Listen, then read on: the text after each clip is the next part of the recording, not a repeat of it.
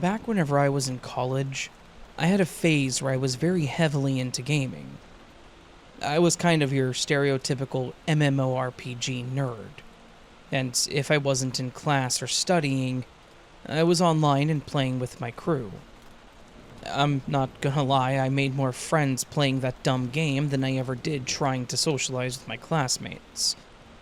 The people online were more accepting, and were more willing to accept me into their circle even though I was a bit different. It's not fully relevant to the story, but I've always had an issue with self-identity, and obviously those years were a time for development. So it was a bit rough as I was trying to find myself. Thankfully I had my crew, and I will always be grateful for most of them. Note the word most. There was one guy who, for the sake of the story, we're going to call Gaines. That was part of his username, and that's what we all referred to him as when we were in the crew, so it's a valid way to identify him. Gaines seemed like an okay dude, from what I knew at first. He was funny, he always had a quip ready or a joke to throw out there, and he knew pretty much everything about the game. He and I became pretty decent friends, often teaming up when no one else was online, and just chatting about random stuff. He was also in college, so we did have some common ground, and I think that helped quite a bit. It was a fun time, but after a little while, Gaines started getting a bit weird. He started messaging me out of our gaming sessions, which was kind of this unspoken rule amongst the crew. For whatever reason, we all had this understanding that we only talked to each other in-game, or about the game, and we never tried to get personal with each other beyond just being friends. It was probably an anxiety thing all around, to be honest, but it was what it was. At first, his messages were just friendly banter. He would send me an email about how much he hated the class he was in, how his professor was an a-hole or whatever. Nothing too far out there. I would respond with something short like, "Oh, damn man, that sucks. I know how that feels." Just basic responses like that. Then, after a couple days of him messaging me on the side, he pushed further and started asking personal questions. Like where I lived, questions about my family, if I was dating anybody, if I had any younger siblings, which, while unrelated, probably should have been a red flag, and random things about my daily routine. I figured that he was just curious, and probably just as awkward as I was, so maybe he didn't know how to start a proper conversation. I didn't really answer most of the questions that he asked. I mentioned that I wasn't super comfortable telling him about my personal life, and he seemed to agree and understand, saying that he didn't mean to make me feel uncomfortable. Then, out of nowhere, I got another message from him that turned up the creep factor. He mentioned that he found out the two of us, apparently, lived in the same state, and he said that we were practically neighbors. I never told him where I lived. I never mentioned what region of the country I lived in, so this revelation was a bit jarring. He started to insist that we meet up, saying, "Since we get along so well, it'd be stupid for us to not hang out IRL." I mentioned that I would think about it, but that I was super busy with college, and I didn't have much time for a social life. To which he responded, "But you have time for the game?" I hated that he had a point with that, because he knew when I was in the game, and he knew that it was pretty frequent, mostly because he was also always in the game with all of us. I mentioned that the game was my way of relaxing, and that I wasn't a very social person. And Gaines said, "Let's just meet up once, and we can see how we like it." I genuinely did not want to meet up with him, but he kept pushing it, and I didn't want to pick a fight with someone that was friends with everyone else that I considered a friend. So I agreed to meet up at a small restaurant on the edge of town. Something public and where a lot of people would be just in case. The next day, I got an email from someone else from the crew that asked if Gaines and I were dating. It was a bit weird, but I mentioned no, that I wasn't interested in him, as he wasn't my target demographic, if you get my drift, and then asked why. He then forwarded an email that he had apparently sent to everyone in the crew, except for me, that said he and I were meeting up for the first time after having been in love in an online relationship for months. I was so confused. I told him that we'd been talking for a couple of weeks through email, that he had contacted me, and that he had been pushy about meeting up, and that it was nothing like that. He then told me that I needed to make sure that Gaines knew that, because he apparently had a very different idea of what we were. I was pretty fed up with it at this point. He had made me feel so awkward, and he was so pushy about meeting up, and I had given in because I thought it would be harmless, and I didn't want to make it awkward with our crew. And then he went and made it awkward in his own way. I went ahead and started a message to everyone else, including Gaines, and I made sure to put in the message that he and I were not together, that he was mistaken about our meeting up, and that it was going to be nothing more than as friends. I reiterated what everyone in the group should have known, that I was swinging for the other team, and that I was not interested in him at all like that. Apparently this was the wrong thing to do, and he did not take it very well. About 10 minutes after I sent the email, I got a phone call from a blocked number on my cell phone. At first, I ignored it, and then I got another one, so I went ahead and answered it. As soon as I did, the person on the other end, who I learned was Gaines, started screaming at me about how I had ruined his life. Worse yet, as he finished his rant, he ended it by saying, "If I ever see you, Elizabeth Mary, you are dead." So he threatened my life and used my first and middle names, which told me he knew who I was, which was terrifying. I had never given him any information about me like that. He knew me by my username. My email wasn't even registered with my real name. It was my character's pseudonym. And then there's the fact that he was able to get my phone number to call me. I have no idea how this person knew so much about me, but he knew where I lived, my name, my number, but it was pretty clear that this was a dangerous individual. I did file a report with the police, since he was threatening me, but I didn't have much information beyond his email and username and that he lived kind of close to the area. The person I was talking to wasn't exactly a tech person, so it was a struggle to explain that I knew him from a video game, but the report was made. And, well, that was it. There was some more banter in the group email about the whole thing, and I mentioned to one of the friends that had reached out to me that Gaines had somehow found all of my personal information. He was nice about it, gave me some tips on things to check and lock down on my social medias, none of which was connected to my game account or email, and I went through what he said. But honestly, there was nothing indicative of how he found me. After a while, I just kind of stopped playing the game. I was nervous that I would run into Gaines, or that the crew would treat me differently, because of all of this. So I stopped playing as much, and eventually I just quit altogether. I do keep in touch with two of the people that were in the group, and it's been a few years, and from what they've told me, after Gaines pulled this, the group sort of dissipated. I also found out that I wasn't the only person in the crew that he had started messaging, and he managed to find all of her personal information as well, and that he apparently threatened her when she rejected him.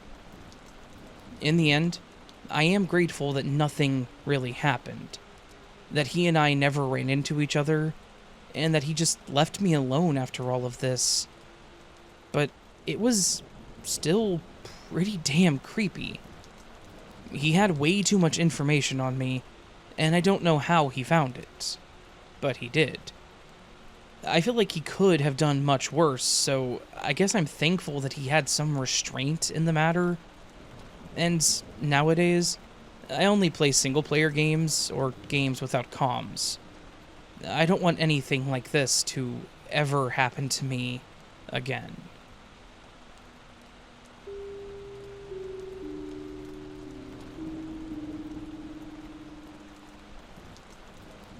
This was probably one of the most terrifying things that has ever happened to me.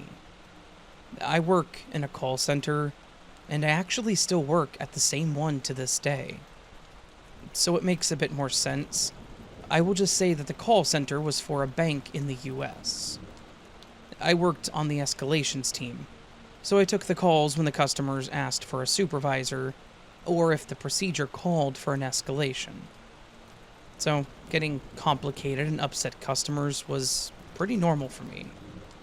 At the time of this event, I had been working there for about 7 years, and in escalations for 3 of those, so I was pretty well used to it.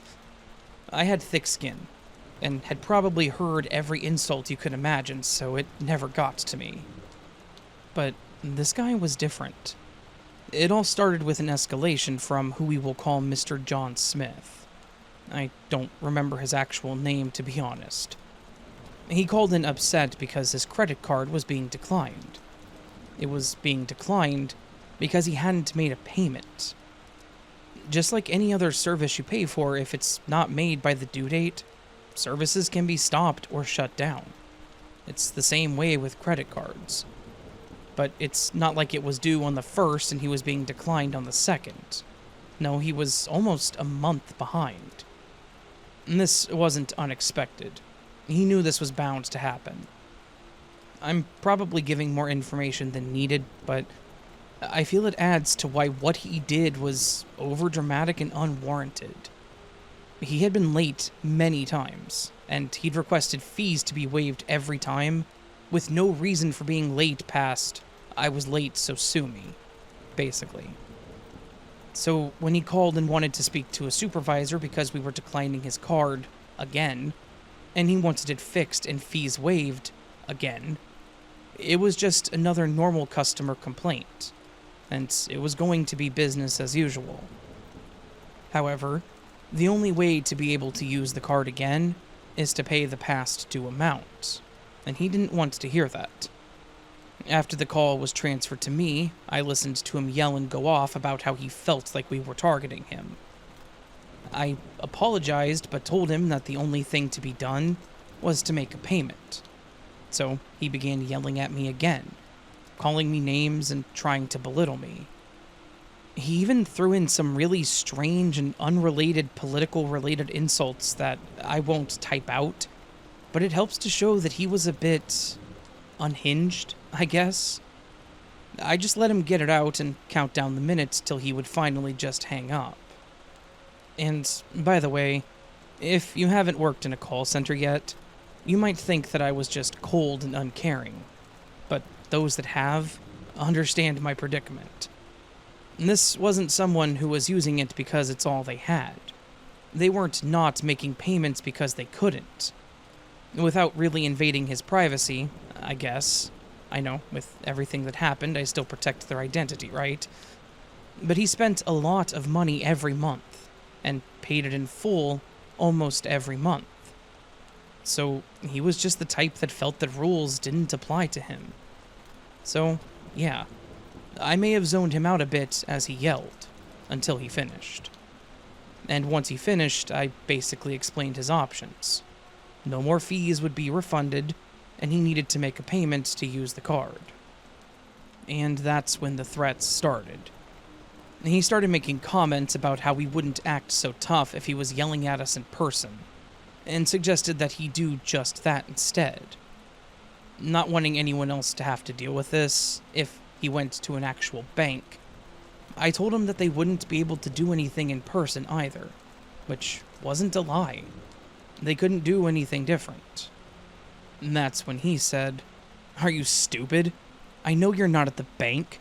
You work at the call center at Street and Road intersection, right off of Highway 99.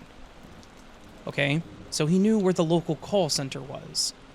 We had a couple, and yes, mine was in a neighboring city that he lived in, unfortunately. It wasn't a secret or anything, so I told him that he was correct, but that none of us were customer-facing.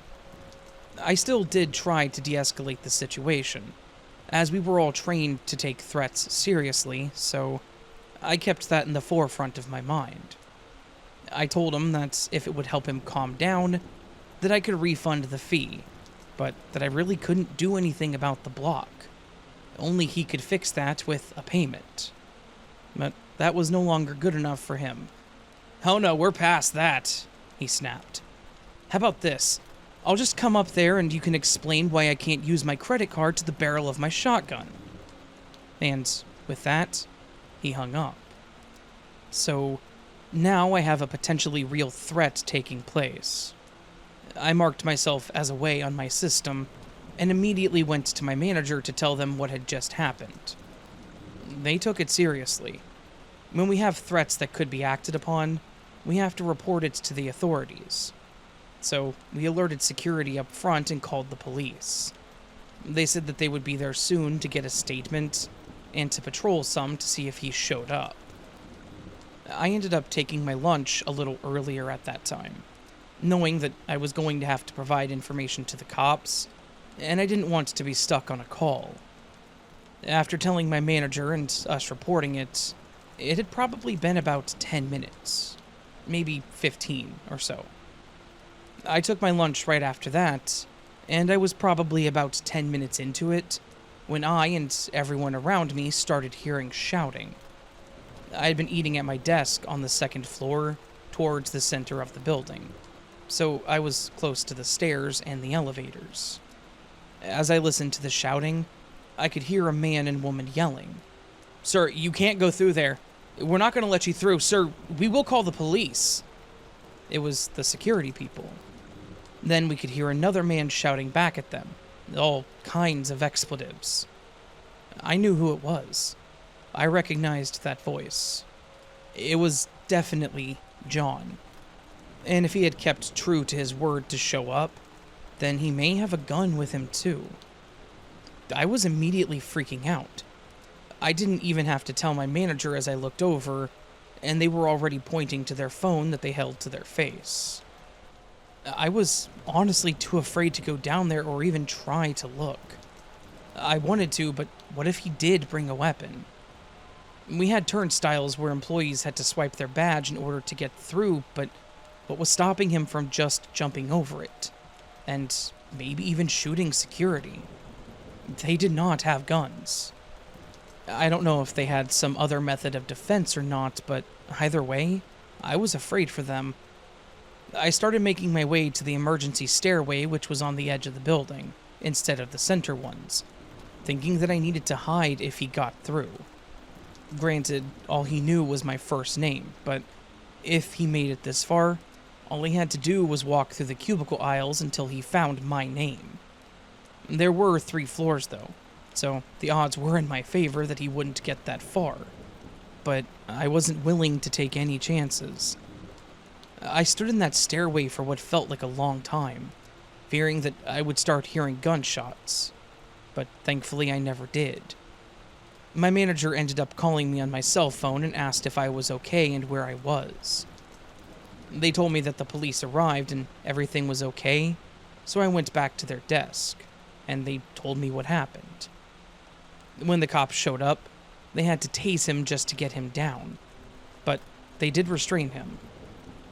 Thankfully, he did not have a weapon on his person. However, they did find a shotgun in his vehicle. This guy was so mad that he was willing to show up here and possibly hurt or kill people because of something that was his fault. It was a crazy thought.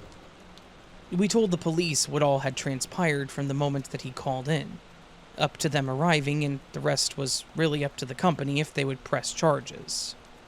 While I don't know if anything like that happened, I do know that we terminated all relationships with him. He wasn't allowed in any of our branches, so then he had to wait even longer to get a check in the mail with his money. And that was by far one of the worst days that I've experienced working here, and thankfully nothing like that has ever happened since. But I do take every threat that I ever hear very seriously. You never know when you might run into that one person that's waiting for that one little thing to push them over the edge.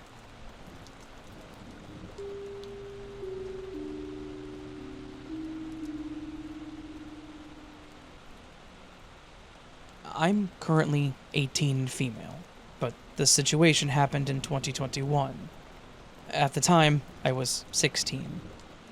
It was afternoon, around 3:30 p.m., and I was returning home from class. At the time, there was a high spread of COVID-19, so school was happening online, but I had no other option than to go take the notes from my teacher, as there was an important exam that we had nearby. Normally, I wasn't allowed to go outside because my knowledge of roads and areas was pretty poor, but my teacher's house was about 3 kilometers away, and on the same route as our old apartment, so they let me. On the way there was this fuchka stand, a popular, affordable, and delicious snack in our country, where I knew the shopkeeper since childhood. While I was walking home from my teacher's place after fetching the notes, I decided to snack on some of those fuchka, and have a chat with the kind shopkeeper. The roads were kind of empty at the time, and most of the shops were closed. Only a few passerbys were here and there. As I was eating, I felt someone touch my hair suddenly from behind, which startled me. I had a ponytail. When I turned around, it was an older woman who looked homeless, probably in her 60s, early 70s, and just smiling at me. And she asked if I could buy her the snacks. At the time, I kind of felt awkward, and I didn't know how to deny her, so I just said yeah, sure, even though I didn't carry enough money. I just asked the kind shopkeeper to give her my part of the snack that was left. I didn't really mind this, but when I started to leave, she grabbed my right hand tightly and said, "God bless you, child. If I could see my granddaughter, she would be just like you," and things like that. I was awkwardly smiling and nodding at the time because I was uncomfortable. I did try to pull my hand away from her grip politely, but she didn't budge. Then, she started talking about how she raised her daughter and son, and how her drunkard but rich husband used to beat both of them up and pretty much assault them, and how she kept silent about all of it because of the money. And later on, when her children grew up and got jobs and got married, her husband got into gambling and lost all of his money, then went into debt and died of liver failure. Now she was helpless. She went to her children, but they resented her because they were greedy, so they didn't help her, as they were happily settled into their lives. She told me how she lost everything and stuff like that for the next 2 hours. I did sympathize with her, but at the same time, I had to return home because I was late. The woman had very eerie body language. She later on asked me about where I lived, and Dumby at the time told her about it. She asked my dad's name, so I told her. And she said that she knew him, and started saying things like how he was a nice man. That wasn't a surprise to me, as my dad is popular around the locality, as he's a helpful person who participates in charity work and things like that. So, I don't know what got into me, but I asked her for a description of my dad, and she literally described him total opposite. She just described my physical characteristics, but the thing is, I look like my mother, and me and my dad don't have similar body skin colors or height, even though I do have his smile and nose. I said okay and tried to pull my hand away, but she didn't budge again. Mind you, she was holding it for 2 hours. And while we were talking, she was kind of walking me towards the starting of this dark lane by the road. She then kept on talking about how she wanted to take me to her home and feed me some sweets. That's when it clicked for me. She told me that she lost everything. So how was she going to take me to her home? Especially in that dark lane. I got so frightened that I told her I needed to get back home or that my parents would scold me, and actually started using a bit of force to free my wrist from her grip. That's when she literally started dragging me towards the lane, and was like, "No, you fed me snacks. Now you have to take my return gift." I pulled my hand away from her grip with full force, and I straight up ran home. I was breaking out in cold sweats as I reached home, and understandably my parents were angry and confused when I got there. They did understand what happened when I explained the whole situation to them. I was really scared at the time, but I truly feel guilty if she was just a genuinely nice old woman. But it was her vibes, mainly, that were really creepy.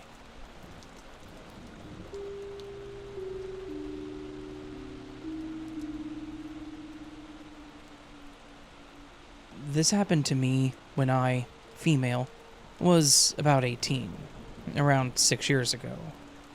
I had just graduated high school and was still living at home with my parents, as I figured out what I wanted to do for my future. I was working full-time, but outside of that, I was at home hanging out with my parents, or just hanging out in my room. Sometimes I would meet up with a few of my closest friends, but for the most part, we would all talk in a group or play games together. Life just kind of took up a lot of our time after school. And that's where Facebook also helped too.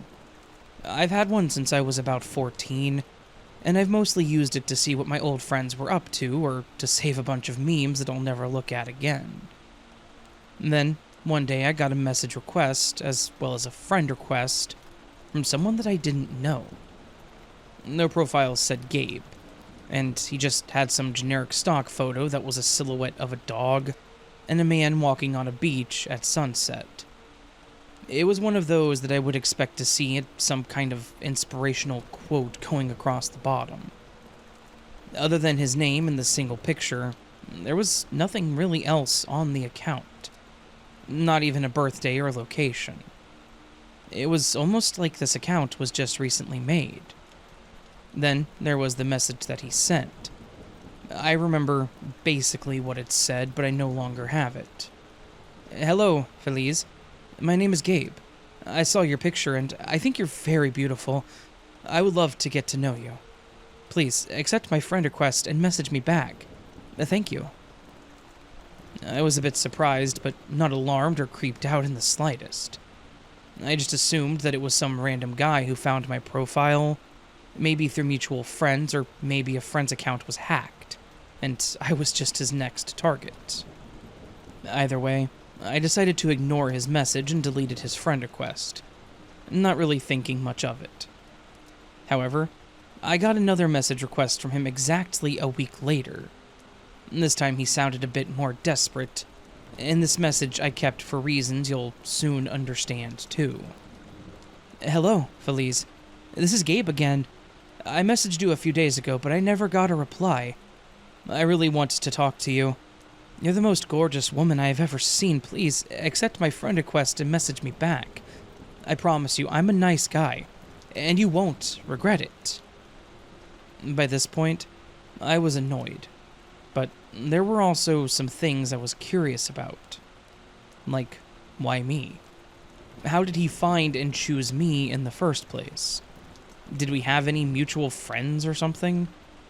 So I went back to his profile to see if maybe I missed something, looking for his friends list for any mutuals, but it was barren. There were still no posts or photos, and he had a handful of friends, all of which looked pretty basic too. This only solidified my thought that it was a scammer even more. So I figured there was no harm in responding to either see how they found me, or maybe I could just waste a scammer's time. I did not accept his new friend request. Instead, I just left it there and replied to his message with something simple. Hello, who are you? Do I know you? To my surprise, he replied before I could close Facebook.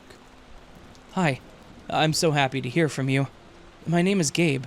I'm 29, and I live in a state north of you. I found you through a mutual friend. You don't know me, but I would love to get to know you more. You are so beautiful, and I cannot stop thinking about you. Can we get together soon? I was confused and quite honestly taken aback by how blunt he was, not to mention his age. How could a 29-year-old have a mutual friend with a 19-year-old? I couldn't think of anyone around that age or anyone that would hang out with a 29-year-old, let alone from another state. So I was curious who this mutual friend was, so I asked him. He seemed to avoid the question, and instead just became more pushy. Our friend showed me your picture, and I was so blown away by your beauty. You have a gorgeous smile. I want to see more of you. Please, accept my friend request, and we can exchange photos. I would love some personal photos of you. I was pretty well creeped out at this point. It seemed less like a scam, but this guy was obviously obsessed, which was not healthy, and downright disturbing that he was saying this to a 19-year-old. So, I responded trying to be polite for some reason. I just said that I wasn't interested in him, and since I didn't even know who he was, I didn't think it would be a good idea, and that was it. But he still did not seem to get it or let up. No, please don't go. I love you. You're the only one for me. We were meant to be together. I know it. Please don't reject me. I need you in my life. So, clearly this guy was delusional. He didn't even know me, and he claimed he loved me. It was beyond creepy, if not pathetic, dare I say it. I hope no one is silly enough to follow up with these type of confessions. I didn't know what to say to him, so I just blocked his account, and hoped that that would be the end of it. But, of course, it wasn't. I got another message request the next day from a different account. The profile picture was a crappy screenshot of my profile picture, with a heart around it, and the profile name was I Love Her. And this Gabe person had made a brand new account, sent another friend request and message. They basically said the same thing, about how they miss me and they want me to talk to them. This guy was persistent, and still very much creeping me out. So I didn't even respond. I reported his account since he was using my picture and then blocked him. But it seemed like every time I blocked him, he would make or have a new account. I couldn't seem to win or get him to understand that I was not interested. But then, I got a familiar looking email that made me pay attention. I didn't use my email as often after high school, so when I saw what looked like a personal email, I checked it. It was Gabe. He said that he had found my email and wanted to try to reach me by it instead. He then said that he found out more about me, and pretty much just listed random things about me. He knew what high school I graduated from. He knew the company that I worked for, but didn't give the exact store location. He also listed the city that I lived in. He knew the name of my parents and my cat, and claimed to have even seen me in person. He followed all that up with saying that he was hoping that we could meet up soon. He made it seem like I would appreciate it more that he knew so much about me, or that maybe I would take it as a threat, and either way, would meet up with him. One thing was for sure, I definitely took it as a threat, and I was freaking out. Did this guy really see me somewhere? He said that he lived in a different state, so did he really travel to try to find me? But instead of meeting up with him, I mentioned it to my parents. I knew this was no longer something that I could handle alone, and they needed to know, even if it was kind of embarrassing for me. They, of course, took it very seriously, and told me that I should have mentioned it to them sooner, just so they could know and possibly help, but otherwise they were very supportive. They took me to the police station to ask what we could do, since we didn't even know what the guy looked like, or if Gabe was his real name. The police seemed to feel the same way, and since we couldn't ID the guy and he hadn't really done anything yet, there wasn't much we could do. They suggested that I get a new email address and Facebook, or just get rid of them in general to try to avoid him. So, ultimately, that's what I did. To my surprise, it seemed to actually work. I changed my name on my new Facebook, I used a picture of my cat instead of myself, and my email was very professional sounding. I needed one of those anyways, so I hoped that he wouldn't be able to find me. I didn't receive any more messages, friend requests, or emails from him, and I started going back to live life as normal. But then, I got a package in the mail. I order stuff from different places all the time, so I didn't hesitate to open it. And yes, I know how dangerous that is, and I pay more attention to packages before I open them now. Inside the box was a jewelry box with a ring inside, as well as a card, and the card said Happy Anniversary, which was weird, so I thought that this couldn't possibly be for me. But then I read the card. I no longer have it, but basically it said, "I hope that you like this, and I hope you understand how serious I am about you. I love you, and I will make you mine. See you soon, Gabe." I lost it, and immediately showed my parents what it was. There was no return label, so once again, we couldn't even see where it came from. They brought it back to the police station, who agreed to take it and see if there was a way they could trace it, but they told us not to get our hopes up. I was worried about how much this guy knew, so my parents suggested that I go and stay at my grandma's place for a little bit, and I even contemplated switching stores that I worked at. My grandma lived about 20 miles from my parents', and there was another store closer to her, and I realized that I didn't want to drive that far daily for work. Thankfully, they were willing to let me transfer, and for some reason, not being around people I knew, it made me more comfortable. I still didn't know if that Gabe person truly knew a mutual friend, and if so, if the mutual friend gave them any information about me. It's pretty messed up for them to do that if so, but I still haven't figured that part out. Once I moved, my parents said that I got another package, and after confirming it wasn't something that I ordered, they marked it as returned to sender, saying that that was not my address anymore.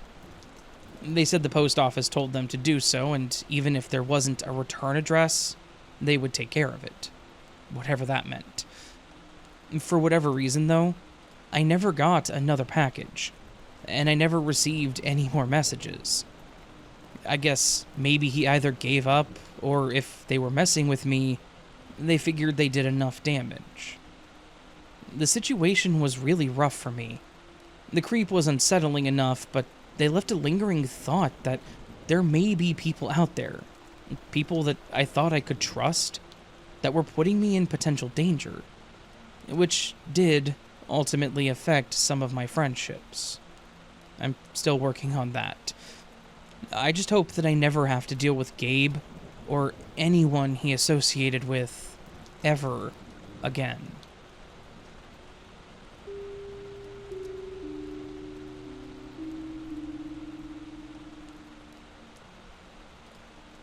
I have a weird stalker story that thankfully had a happy ending, I suppose. I used to work at a customer service center a few years back for a cable and internet company. I helped with normal support things like troubleshooting, or even helping them set up the apps on their phone and TV. The job was typically fine. I had some angry people, but that was usually only when they didn't pay a bill and service was shut off, or there was an outage. Anything else too crazy was escalated to someone else. I did like that they did not tolerate abusive customers, and it was even mentioned in the recording when they called in. It at least made me feel like they respected us in that manner. I just wish they had better insurance, but that's neither here nor there. Anyways, I took this call from a new customer that actually got one of our package deals. Our service was actually new in the area that he was in, and he was on the internet and phone plan. I'll call him Alex because I can't think of his real name anymore. So Alex called trying to get help setting up our app on his phone. At the time of this event, I was 24 and he was 28. That I remember because he made a joke about how he was too young to be calling and asking for phone support, and I was thinking the same thing in my mind. Not in a mean way, though. It was unusual getting calls from younger people for support beyond the question of, is your service out? So I laughed and reassured him that it was okay. That's what we were there for.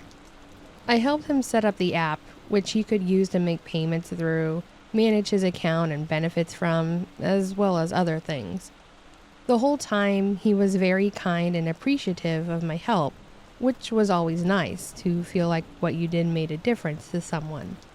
A couple times through the call, he would call me by name, but then he would also refer to me as Love. It wasn't a big deal to me. A lot of people called in and would give you endearing names like that, especially when you have a unique or hard to remember name, I guess. So I never called it out or would comment on it. As I continued with helping him, I did give him some pointers on certain things which he again seemed very thankful for. Then the call was wrapping up at this point, and I asked if he had any other questions. He said he didn't, but he did say, "You just seem like a genuinely awesome girl to be around. I'd take you on a date if I could." I laughed somewhat awkwardly. Again, not the first time someone has said something like that.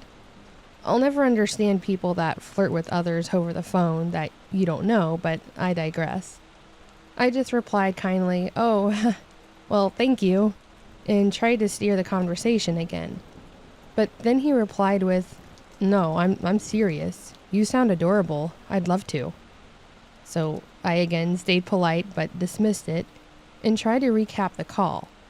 He finally allowed the conversation to move on, and the call wrapped up. From there, I figured it was the end of that and moved on with my shift. But then the very next day, I got a friend request on Facebook and a new follower request on Instagram. Looking at the photo, I didn't recognize the guy, but when I looked at his profile and saw his name and location, it dawned on me. This had to be the same customer I spoke to the day before. It immediately startled me because all he knew about me was my name and the state I lived in. He asked where I was located and I gave him the state, something I did often without thinking about it. That was towards the beginning of the call, before his flirtatious comments, and he lived across the country, so what risk was there? I know, stupid me, I guess. I do have a unique name, but I'm also not the only one, so how could he have found me? Did he just try to add everyone with the same name? Either way, I declined his request and blocked him. I was in no way going to casually talk to a customer like that. I even told my boyfriend about it. We lived together, and he basically made fun of him, calling him desperate, but that was about it. Neither of us thinking any more of it. However, it once again didn't stop there. On one of my days off, there was a knock on my door. I wasn't expecting anyone, so I answered it curiously. It was a flower delivery for me, and I immediately was all smiles. My boyfriend was at work, so I first thought he had them sent to me as a surprise, so I accepted them and put them on the coffee table. I started looking for the card, wanting to see the cute and cheesy note he wrote, but then my mood quickly shifted. It wasn't from my boyfriend. It was from Alex. How the hell did he find out where I lived? I immediately felt uncomfortable, so I went out front and threw the flowers directly in the garbage can. I called my boyfriend to tell him what just happened, and he told me I needed to check my privacy settings on Facebook. I don't know why I didn't do it in the first place.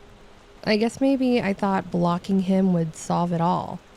Thank God I did though, because I learned I stupidly had everything public. My name, photos, posts, where I worked and lived were there for anyone to see.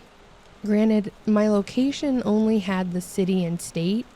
However, some of my photos were tagged with locations, and one of those was my home. I still don't know how he would have been able to narrow it down to which side, because I lived in a townhome, but somehow he did. The only thing I had locked down was my phone number, which was only available to friends, thankfully. So I immediately did a cleanup. Only the state was listed for locations. Occupation was now empty. I even changed my name, so I went by my middle name, which was a lot more common.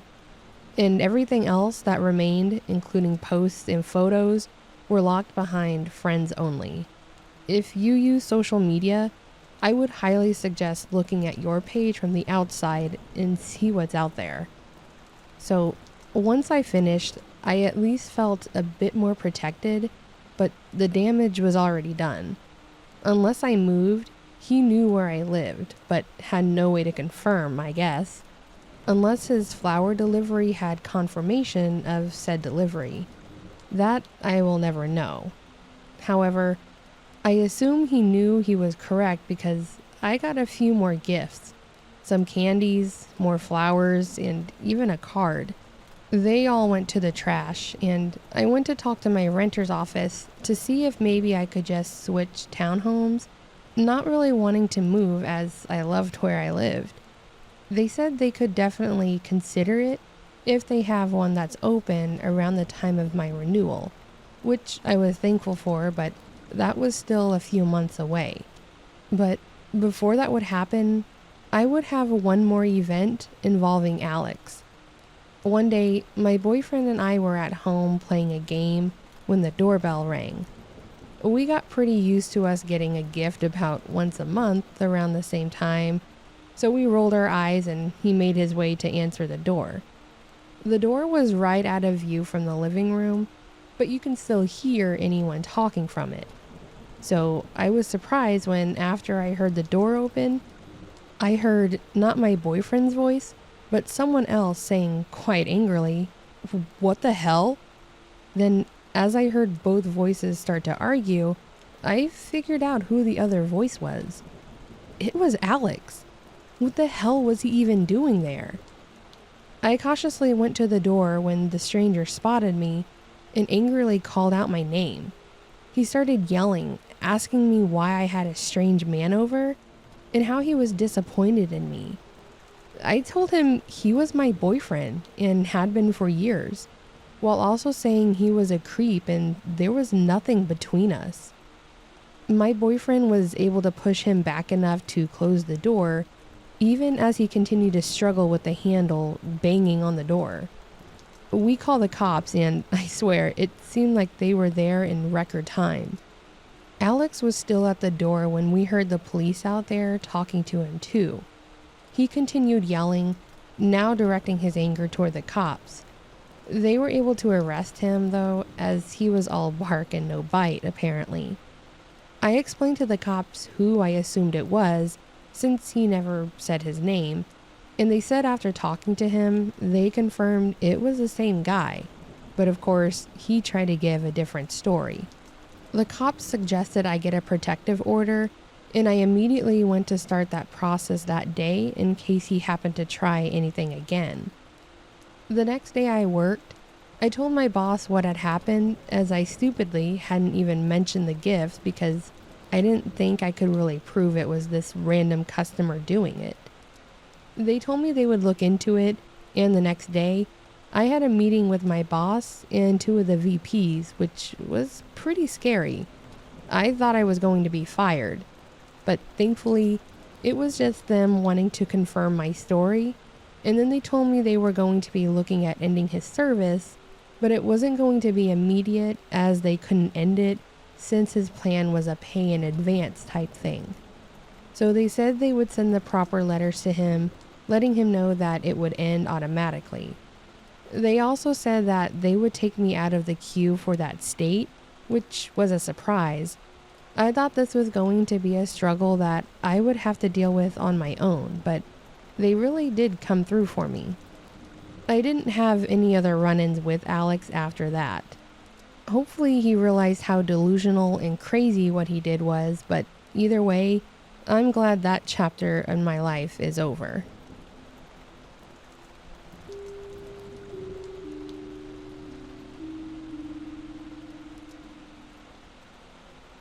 Hey, Raven. I just wanted to say thank you for giving our stories a platform. I appreciate all that you do. Now, on to my experience.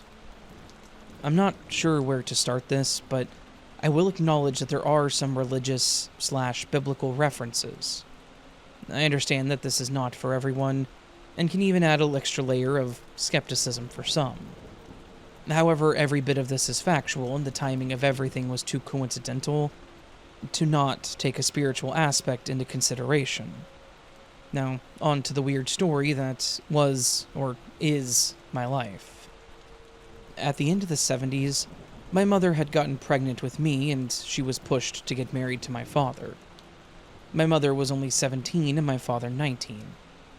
They rented a little 2-bedroom apartment in a tiny Midwestern farming town, and their relationship could be described as tumultuous and extremely violent, just as her childhood had been.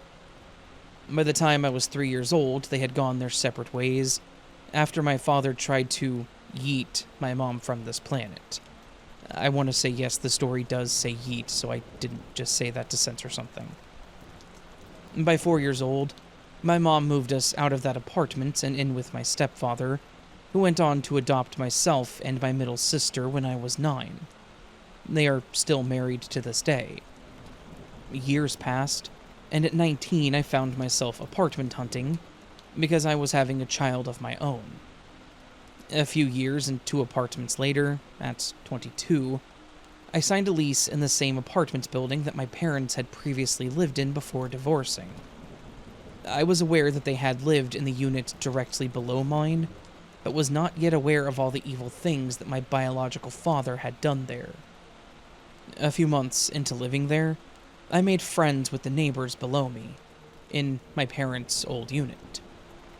I began to take my toddler down with me to visit, and she would color or watch TV while we chatted. Even though the neighbors didn't have kids, they went out of their way to make sure that my child had crayons, coloring books, juice, and teddygrams when we visited. And she always seemed so content. Until one day. We had some children's song playing on the stereo, and my 2.5-year-old was fine just coloring at the coffee table near us while we talked. The next thing I know, she starts into the worst tantrum ever, up to that point. I kept asking what was wrong, but got no answer. She was completely inconsolable, and any attempt I made to touch her or get near her would result in her doing anything to hurt me. She would hit, kick, bite, claw, and just scream bloody murder. And thankfully, the neighbor guy slung her over his shoulder and carried her upstairs to our place. I asked him to lay her in her bed, and within 30 seconds of her body being in that bed, she went from complete hysterics to totally calm. And she asked what had happened. She said that she was hungry and tired. I asked over and over again what had just happened, but she would only say, "I don't know." It's like she had no recollection of the situation at all. Life went on, and of course, I was puzzled by it. but I chalked it up to her just being a tired toddler. We continued to visit the neighbors, and things were fine once again. Unfortunately, that only lasted about 2 weeks. This is when the entire situation repeated. Only this time, she seemed to be extremely strong, and was able to not only scratch the hell out of my chest, but also yanked a chunk of my hair out. She was never aggressive or violent towards anyone but me during these fits, and she was never aggressive towards me before or after them. Not even 48 hours after the second occurrence, and without having discussed this with anyone, my mom shows up on my doorstep with her Bible. She told me that she was awakened in the middle of the night and was told by a voice to get to her Bible. She says that she picked it up and was shown the book of Matthew, verses 44 and 45.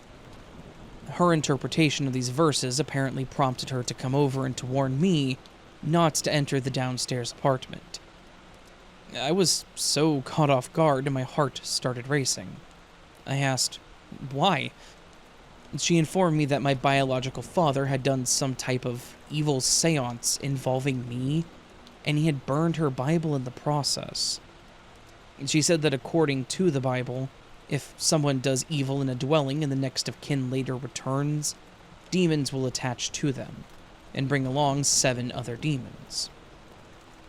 My mind was absolutely blown, because I had not discussed the situation or that I had even made friends with those neighbors. I truly believed that my kid was just overly tired, hangry, or both. After thinking about the smaller details of the situation, things like the loss of memory, immediate extreme shift in mood, and suddenly exhaustion, I honestly have to question whether I witnessed my child being possessed and then released once those entities had made their way into my home, where they could access me. Within weeks of all of this happening, the neighbors moved away, and no one moved in the rest of my lease. About 4 months. My life also took a downhill spiral after this. I lost my job, I lost my car, I was forced to drop out of college with only 3 credits needed to get my degree. I eventually got evicted, and about 8 months after everything happened to my baby, I found out that her daddy had hurt her in a way that no one should have to experience, let alone a child, during that weekend's visitation. Even though I reported it, and she did too, nothing came of it, except he no longer gets to be around her. I swear my whole life fell apart. I'm now in my mid-40s and can still feel the attachment. I know that it's still here. I just try to ignore its presence. It's been with me no matter where I move. Not only can I feel it, but it sometimes messes with me. Like when I'm standing across the room from the kitchen trash can, but somehow it still opens and closes 3 times. I've knocked on the bathroom door and been told, "I'm busy," even though I'm home alone. I've learned to live with it. I always have a hard time believing that people could hear the voice of God, let alone my mom, until this all occurred. I can't explain away how my mom would have any clue about what we had seen.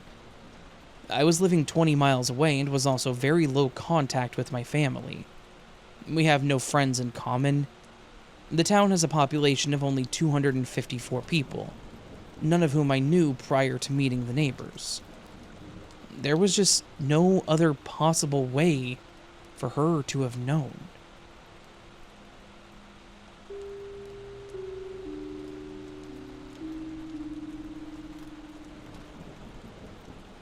I, mid-20s female, went to the local grocery store around 5 p.m. It's winter and is getting dark by 5 p.m. where I live. I was in an aisle taking my time deciding between the options when this late 20s, early 30s looking guy with light features, glasses, and a scruffy beard comes up right next to me, and he just stands there. I didn't think much of it or even look at him at first because I figured, whatever, he's just looking too. But then after a few seconds, I noticed he wasn't moving or doing anything, just standing there. So I looked at him and he was already staring at me. And for half a second, I thought that he might say something to me. So I stood there for a second, just looking back at him. He didn't say anything, so I just turned and fast walked away. At this point, I'm thinking, okay, that was weird, but whatever. Probably just an awkward guy who doesn't know how to talk to women. Then, not 30 seconds later, I'm in another aisle, and I see him out of the corner of my eye, coming down the aisle that I'm in. Again, staring right at me. So again, I walked away as fast as I could, and went right to the self-checkout. While I was at the self-checkout, I'm looking over my shoulder the whole time, making sure that he isn't behind me anymore. And he's not. I started walking out of the store, relieved that once again I was just being paranoid, and that I wasn't ever in any real danger. As I'm walking out, I decide to look behind me one more time, and there he is. Right freaking behind me. I then notice that he has nothing in his hands. No groceries, and he's heading towards the door right on my heels. Without even thinking, I just stop dead in my tracks. I look right at him again, and he's already looking at me, and then he puts his head down looking at his phone and walks past me out the door. He bought nothing. I'm so scared at this point that my head is spinning. I didn't know what to do. I could see my car because I parked close to the exit, thank goodness, so I called my fiancée and sprint as fast as I can to my car. I jump in, lock the doors, and start looking for this guy. Then I see him. He's aimlessly walking around the parking lot through the cars. He's pretty far away from me at this point, and I have my fiancée on the phone, so I'm feeling somewhat safe again. I watched him walk around for another few seconds before I got out of there. I have no idea what this guy was doing or what his motive could have been. Maybe he was just a weird dude who doesn't know how to talk to girls. Or maybe he was a predator with dangerous intentions. Or maybe he thought I looked like easy prey for a robbery. The thing I really can't wrap my head around is the fact that each time I noticed him, he was already staring at me.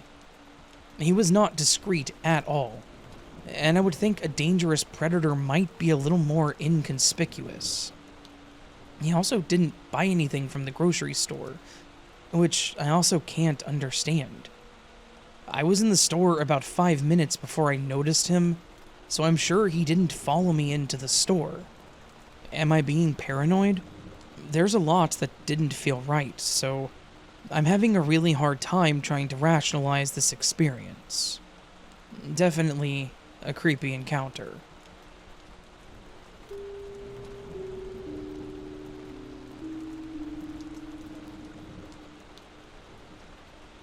I have a thing that happened to me a couple of years ago that scared the hell out of me, and I thought that your audience would at least find it interesting and creepy. It was a pretty normal day. A fairly basic day off, which meant that it was either a Thursday or a Friday. Back then, I lived in a townhome that was owned by and on the edge of an apartment complex. It was a day off, and on the first day off, I always take care of my grocery shopping and any other random things I have to do. Because of this, I'm usually not home from 10 in the morning to sometime in the afternoon or evening. I know this sounds like it's irrelevant, but it actually does matter as to what happened, because it sets the scene a little bit. On this particular day, I had spent the entire day out doing a ton of errands, and at the end of the day I had to go grocery shopping. After I did my shopping, I got home and nothing seemed out of the ordinary. I pushed the door open, and the first thing that I did out of habit was reach for the light switch. It clicked, the overhead light clicked on and flooded the room, and then I turned into the main part of my living room. Much to my surprise, it wasn't just the normal empty room. There was a man sitting in my armchair, a complete stranger just sitting there. He was wearing fairly nondescript clothing, jeans, a black t-shirt, and a black leather or pleather jacket. He was literally just sitting there and staring off into the room. He didn't even acknowledge that I had entered my home. For a few seconds, or maybe a few minutes, I don't really know, I just stood there with my 4 grocery bags in one hand and my keys in the other. My mind was racing through every terrifying possibility. Was this man going to rob me? Attack me? Did I upset someone to the point that they had sent an assassin to my house? That's how weird it was. My brain was going through all possibilities.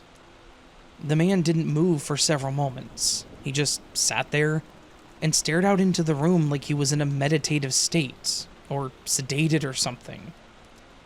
I stood there, frozen in fear and confusion, and was slowly trying to reach for my pepper spray that was clipped to the purse that I had accidentally dropped when I jumped the moment I saw him. Then, as abruptly as the whole event had started, the man stood up from the chair. He stood up slowly, and again I started thinking he was about to leap on me.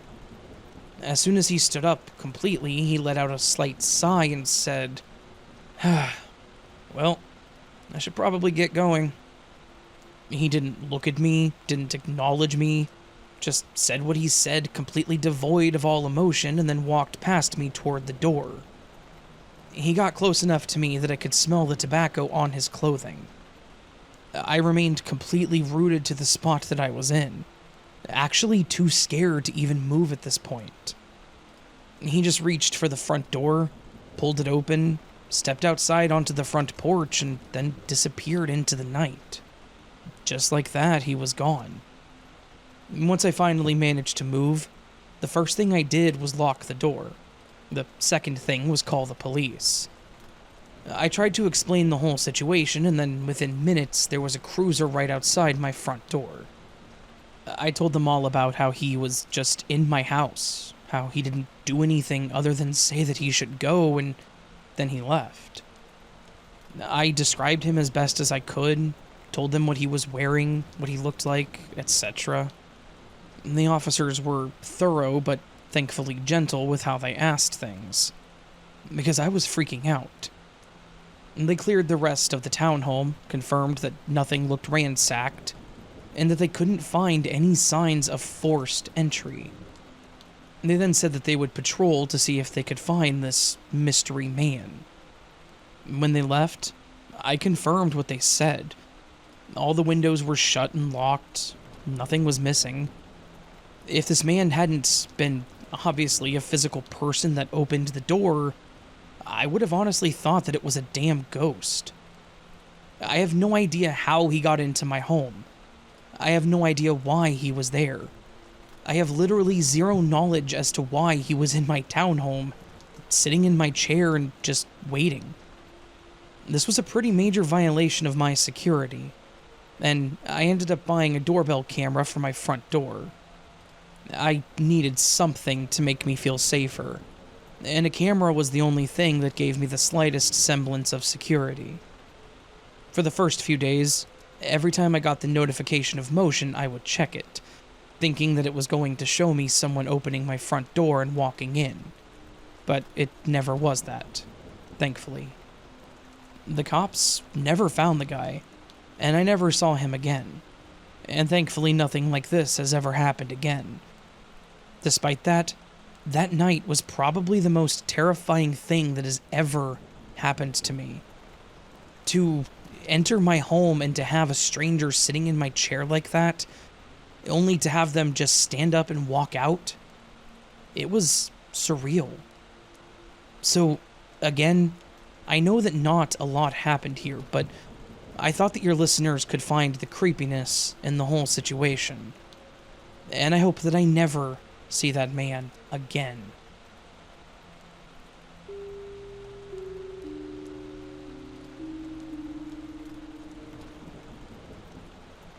Hello, Raven, and Happy New Year.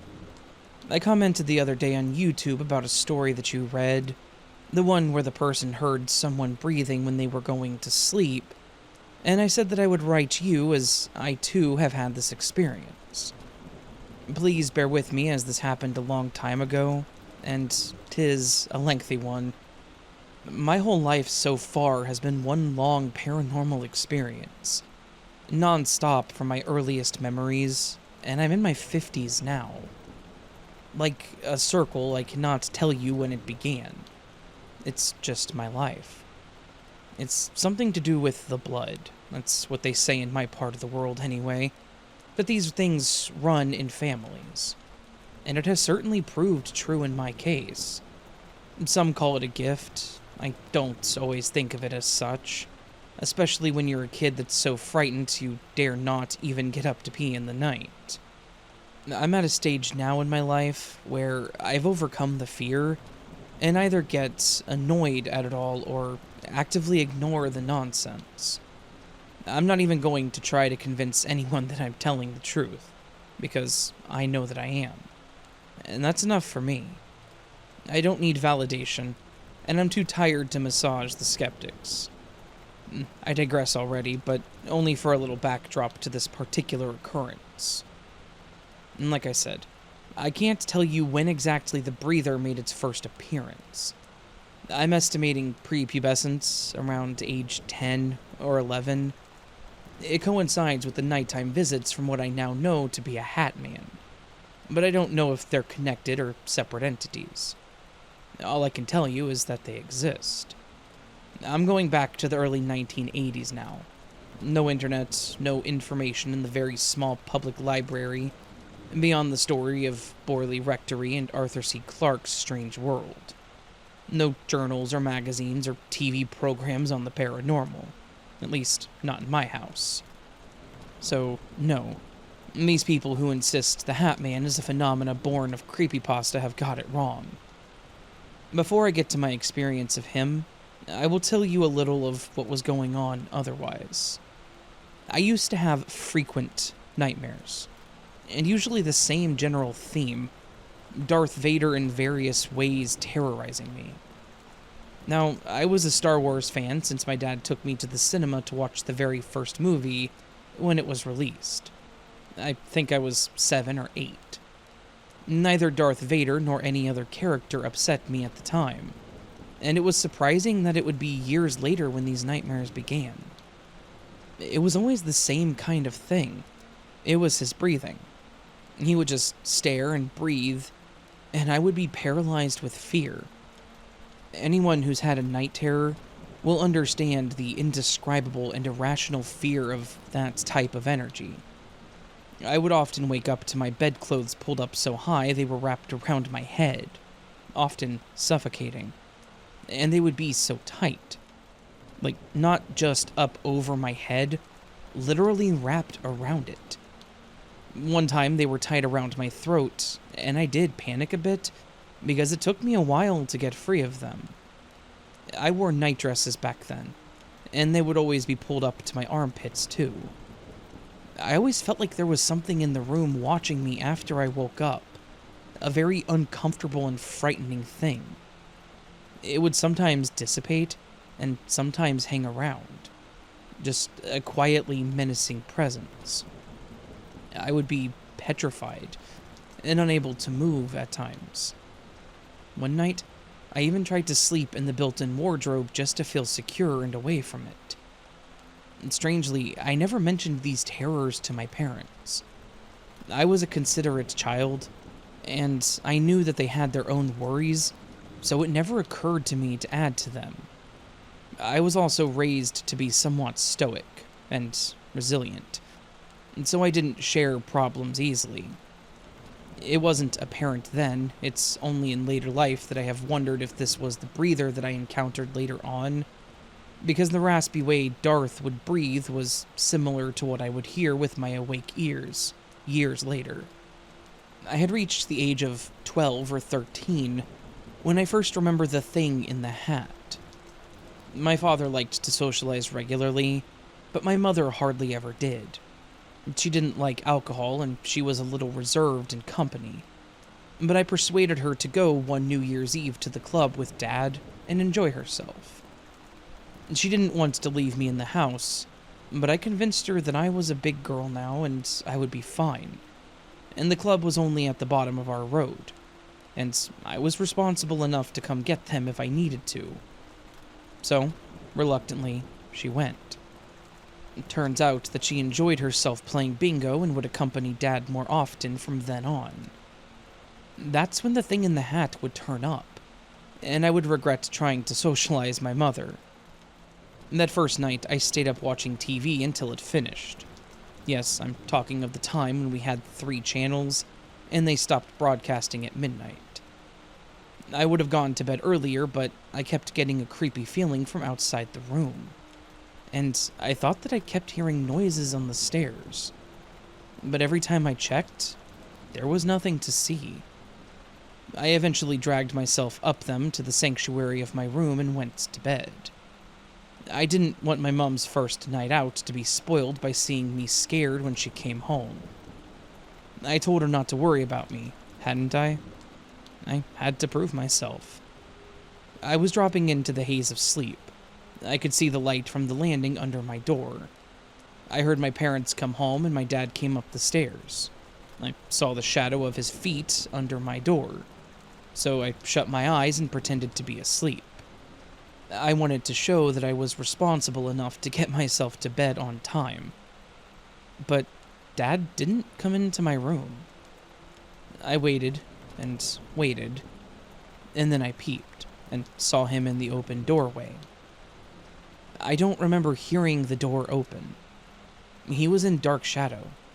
I couldn't see his features at all, and he seemed taller. I wondered why he had a hat on. Pretty sure he didn't go out with a hat on. The only hat he had that resembled that shape was his uniform hat. He was an ambulance man, and in those days, they wore a kind of peaked broad hat. I don't know what the style is called. Kind of like an old bus conductor's hat. And why would he wear that to go out in? My dad was a very smart man of his generation.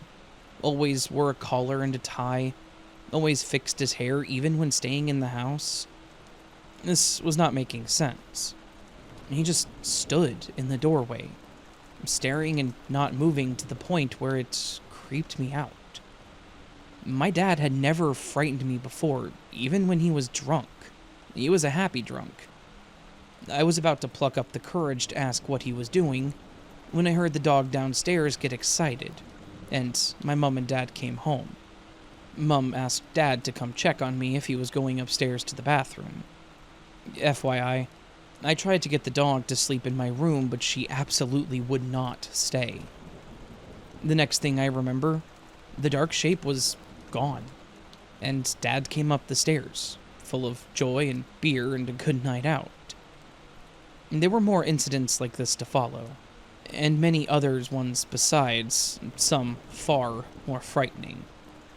A darkness, bad luck, ill health, and hardship descended on our family.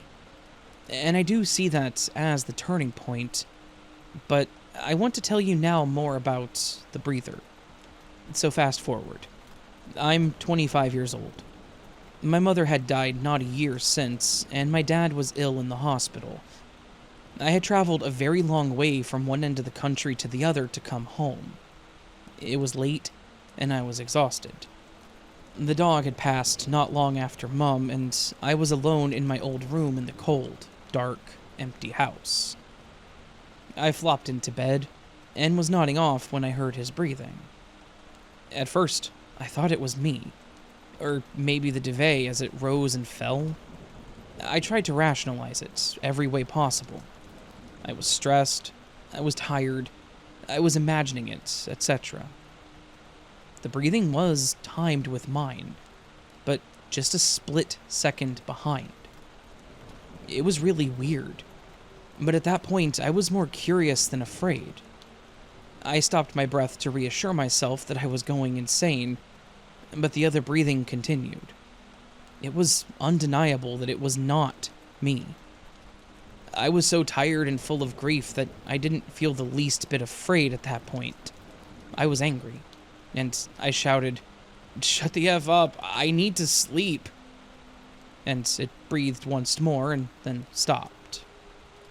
It was not the end of it, though. My dad came home and I cared for him until he passed away, not 16 months after Mum. In that time, we had all kinds of stuff happening, and my dad always managed to find an explanation until one night the breather paid him a visit too. He still tried to rationalize it, but failed. I had a boyfriend stay over with me one night, and I hadn't told him about the breather. We were just settling down to sleep when it came by the side of the bed, with its raspy, labored, all too familiar old man type breathing, always timing its inhalations and exhalations with mine. It was bloody strange. I didn't say anything and tried to ignore it when the boyfriend said, "Can you hear that?" So, again, confirming to me that it wasn't all in my imagination or a stress response. I have puzzled over this phenomena for years and never found an answer as to what it was or why it was bothering me. I always wondered if it had a hand in my mother's death. She died in bed age 54 of no known cause, though they spent 6 weeks trying to find one. She was very susceptible to spirits, and this is where I get it from, and my children too. We've always been pestered by them. Plenty more things happened in that house, and after Dad passed, things got really hairy. But I think I've rambled on for far too long already, so maybe I'll write again another time. Sorry this was so long-winded. I didn't think it made much sense without all the details.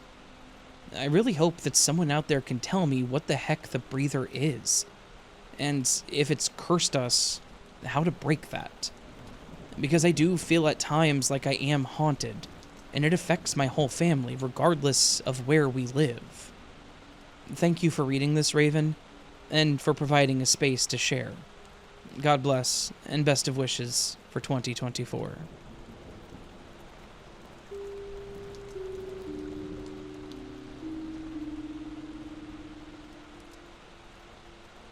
Hello. I wanted to share something that, while it didn't directly happen to me, I was involved, and my part was pretty terrifying. I worked in a call center environment, but I typically made outbound calls. My job was to call the customer to confirm an issue they were having with our service, and to schedule an appointment with one of our techs to go out and try to troubleshoot, diagnose, and fix the problem in person. I was basically the last resort. If an escalated tech couldn't figure it out over the phone, or it was determined that something had to be physically done, then it would be sent to me to double-check all of the steps, then schedule that appointment. Pretty simple, really. Unless it was just requested because the customer refused to do any of the troubleshooting with us. My shift ended at 10 p.m., and we can only do call-outs as late as 8 p.m. the customer's time. So, for the last 2 hours, I helped with the escalations. It was about 10 till 8, so I took one more call-out, thinking that I could take my last break afterwards and then move on to the inbound calls, leaving me with less than 2 hours to go. And this was my normal routine day in and day out, so I was expecting to know where the call would go and how long it would take. Business as usual. I dialed the number and waited for someone to answer, when I heard the voice of a sweet, frail older lady answer. I gave my normal opening. "Hi, this is Shauna from Internet Company. May I speak with Linda?" The voice on the other end answered in a quiet, calm tone. "Oh, yeah, I've been expecting your call. There's been some strange stuff happening." I asked her to elaborate, thinking she meant with the equipment, since that's the whole reason for my call. "I think someone's been watching me. I'm hearing whispers and seeing shadows in my home, but they move on their own. It's not my shadow." My first thought was, okay, great. We have a crazy customer. We have quite a few customers that call in only to accuse us of watching them through their modem, or wanting us to send a new one because they tore apart the other one looking for the microphone. So, as I tried again to question her and move the conversation forward, she began talking more, and something she said made me listen more. Her voice had a sense of unease to it, as she said, "They're not wearing your uniform. I probably shouldn't trust them, right?" I asked her what she was talking about when I started hearing shuffling in the phone.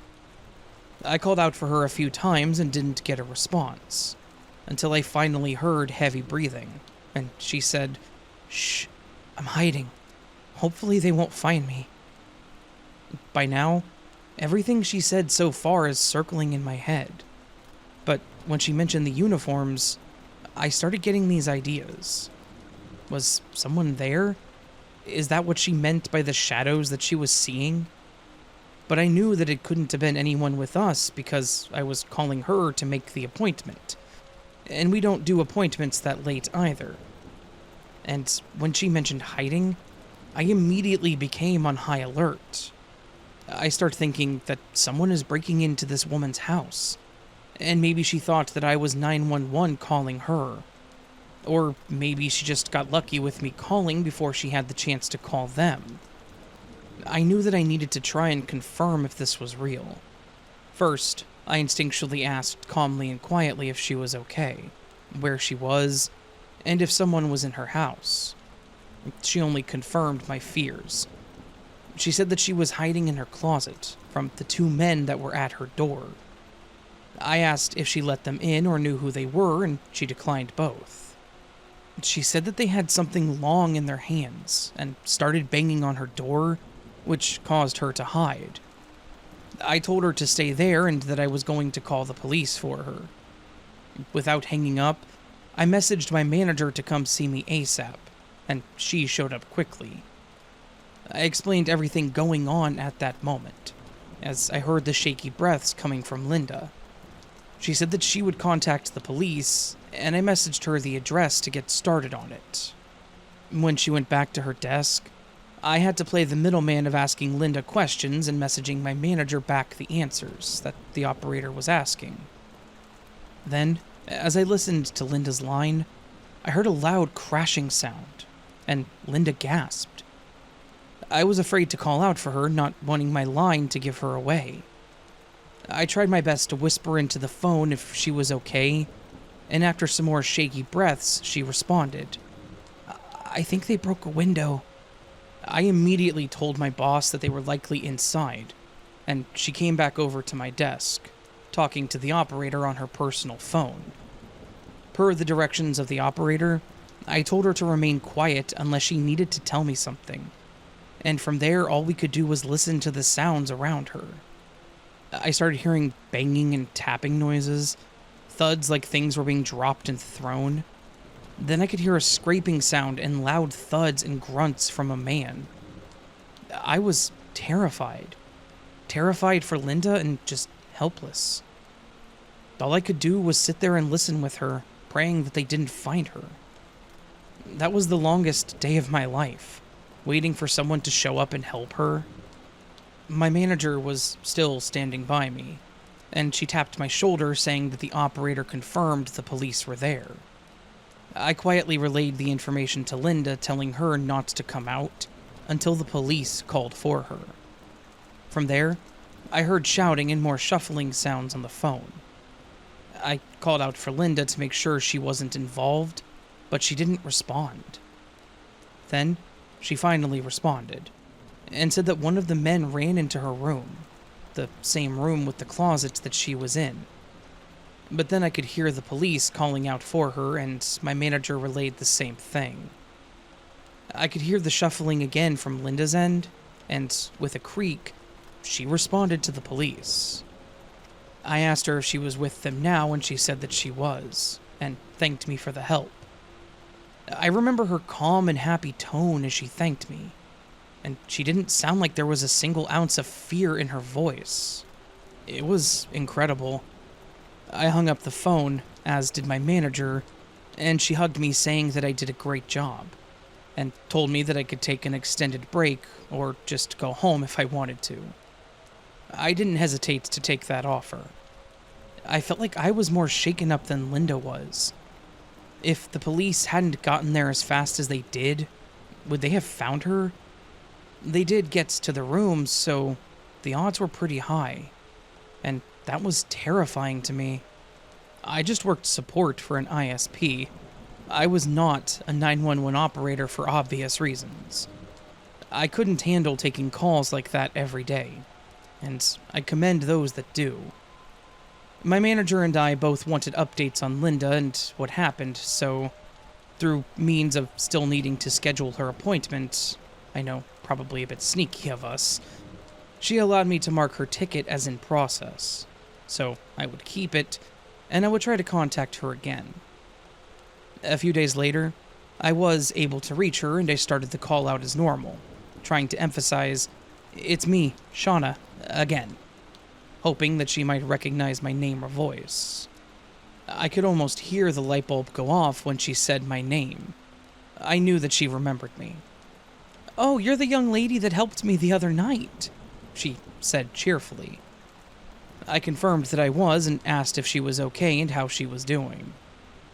She told me how she saw the shadows from them coming into her bay window as the motion light in her driveway went off. That was about the time that I called. She closed her curtains, and as she began talking to me, she saw the men approach her door, and with whatever they had, they started messing with her door. That's when she knew that she had to do something. Shortly after, they broke out her window and began rifling through her belongings.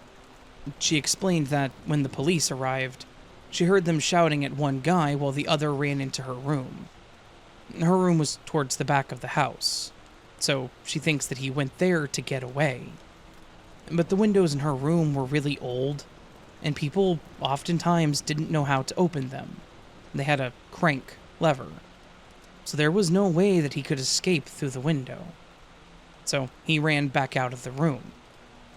She told me that the police did catch them both, so while her house was a mess, she didn't lose anything.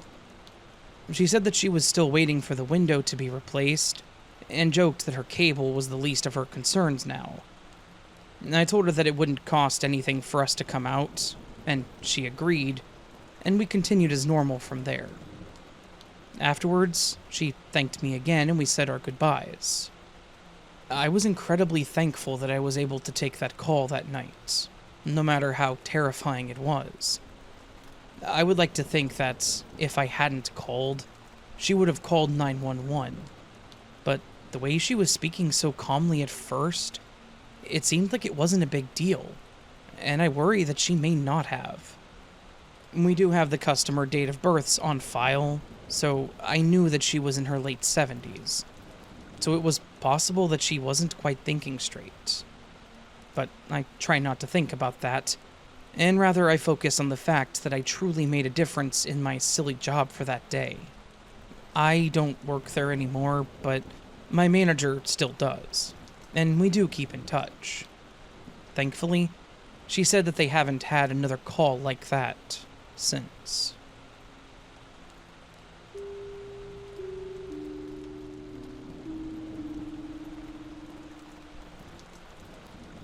Other than the haunted dorm, where Baby the kleptomaniac philodendron, if you remember those stories, stole its first balloon, I've only had one experience that some might consider a human ghost.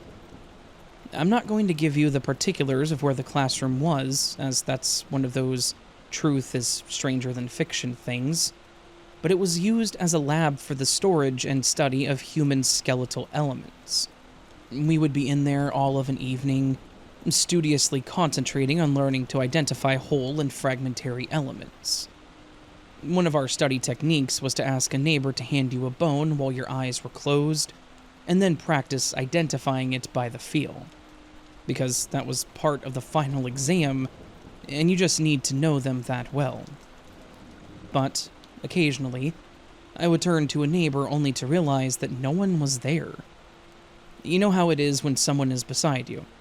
You might be concentrating on something else, but you are aware of their presence. Glimpses out of the corner of your eye, that kind of thing.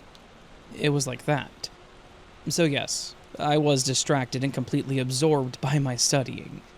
So it might just have been that, but I have a lot of university credit hours, and I took it very seriously. I have also been in a lot of rooms where human skeletal remains were stored and studied, some with thousands such individuals, and usually dimly lit with few, if any, living humans as company. But that was the only place I ever had that experience. No, most of the experiences I've had that one might call ghostly were of animals. I say experiences rather than ghosts because, while I don't have an immediate explanation that I find satisfactory, I'm not ruling out a natural cause. For example, the night after I had to put one of my cats to sleep, I felt him jump on the foot of the bed, and stalk the length of my mattress, and curl up against my back. I was awake, but it might have been something hypnagogic. Likewise, the time I was driving before dawn when I saw a man cross the road ahead of me. He was being followed by a little white dog.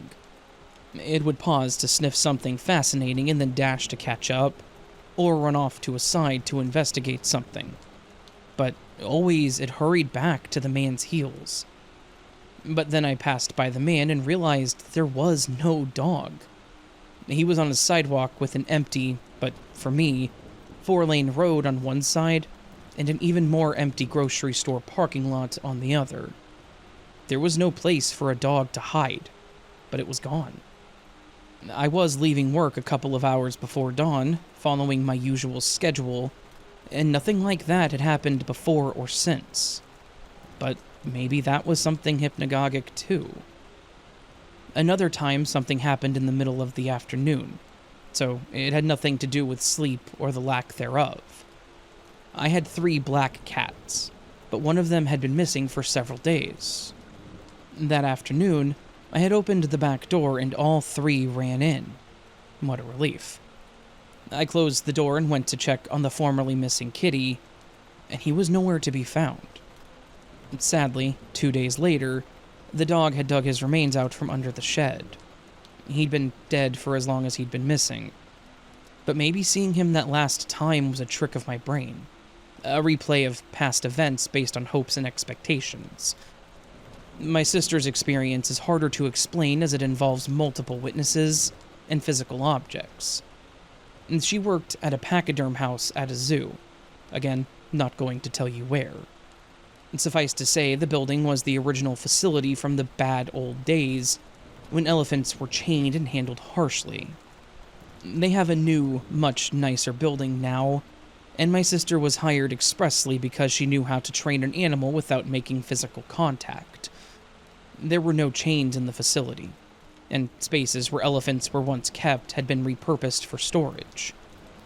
But many times the keepers would hear the sound of chains dragging across the concrete. And sometimes the heavy scoop shovel, stored where once elephants had been pinned, would lift off of the wall and fly across the room with great force. And you'd best hope that you weren't in the way when that happened.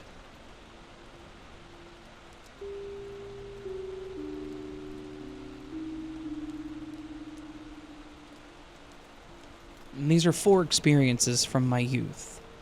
Number 1, pranked. I was completely home alone one evening.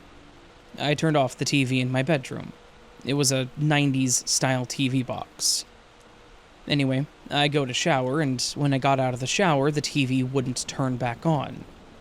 Did the power go off? No. All the lights are on, so the power isn't out.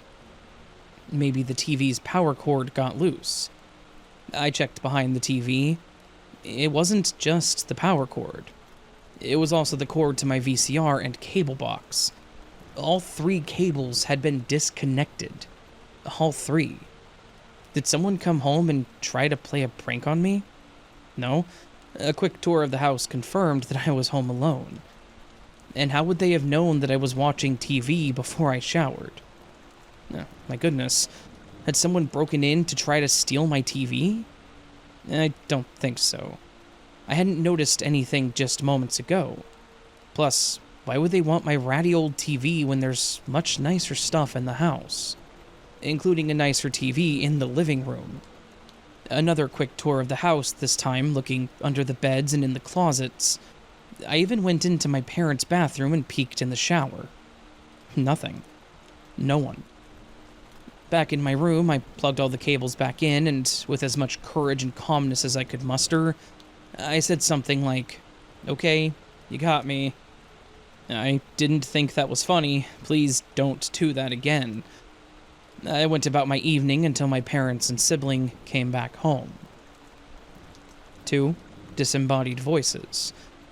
It was about 2 in the morning, and I had just hung up the phone with my girlfriend when I heard what I thought was muffled voices over white noise. Maybe a TV was on. My sibling, a room over, was scared of the dark and would usually put the TV on a sleep setting. I thought maybe they just forgot to do that. When I opened the bedroom door, the voices sounded lower, but the white noise sounded louder, and as if it were coming from the direction of my sibling's bedroom. I made my way to the bedroom, but when I put my ear up to the door, the noise now sounded like it was coming from the living room, at the front of the house. Maybe this was some sort of nighttime Doppler effect thing? I made my way to the living room, down a T-shaped hallway, and the noise gets louder. But as soon as I come to the front of the house that opens up into the living room, nothing. This silence. The noise is completely gone. 3. Did the dark just play a trick on me? I felt hands gently shake me awake right at my shoulder and chest. When I opened my eyes, I saw a figure in the shape of a man, but darker than the dark of my bedroom, kneeling at my bedside. The second I saw it, I knew that it was not a man, but I don't know how I knew that.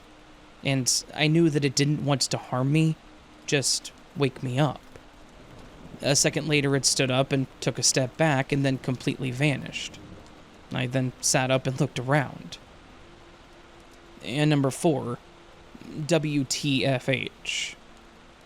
Something startled me awake, and when it did, I was wide awake and afraid. Suddenly, I heard what sounded like a plastic bag being ruffled at the doorway to my bedroom. I couldn't explain why that noise was so scary, but I was basically terrified when the noise moved from the door to the center of my bedroom, to the foot of my bed, and then to right next to my bed. I was panicking.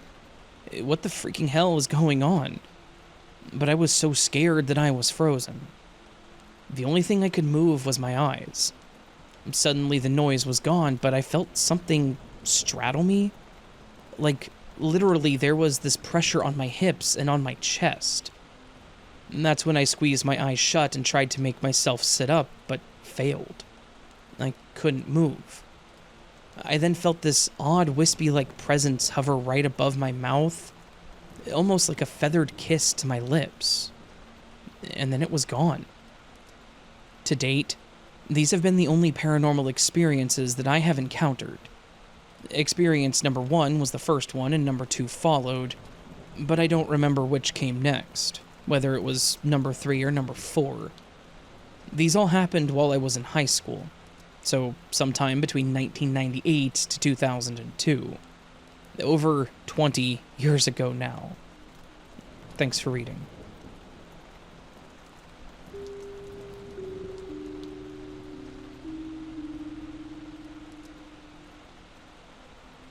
As a teenager, I waited tables in a local restaurant to pay for the gas from my car. I met Mr. Creep there. In my naive mind, he seemed normal at first, despite the fact that he was 20 and was wanting to date a 17-year-old. Leaving my job after dark scared me, so I taught myself to get in my car, shut the door, and lock it in one fluid motion. It made me feel safe. One night, I was leaving work, and had just gotten into my car when Mr. Creep seemed to appear out of nowhere, yanking on my car door handle to try to open it. I looked into his eyes for the split second before he smiled, and what I saw absolutely chilled my bones. I don't know how to describe the evil that I saw. From then on, I was terrified of him, but I didn't let on because I was afraid of what he might do if I told him that I never wanted to see him again. After this, he constantly lied to try to impress me, and tried to invent ways of being alone with me. But my instinct was to run, so I avoided him.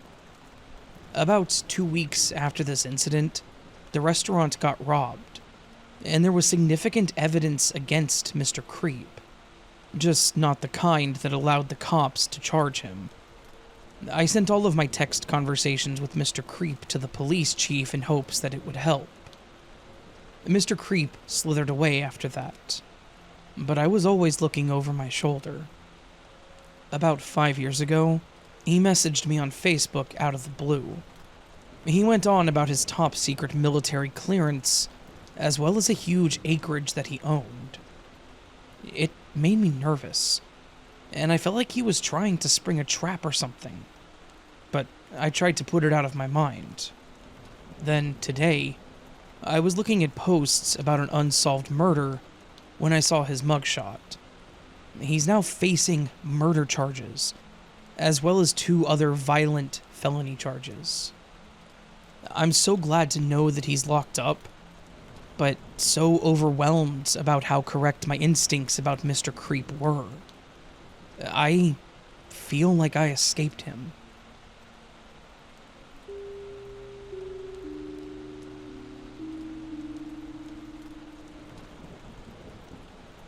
My name is James.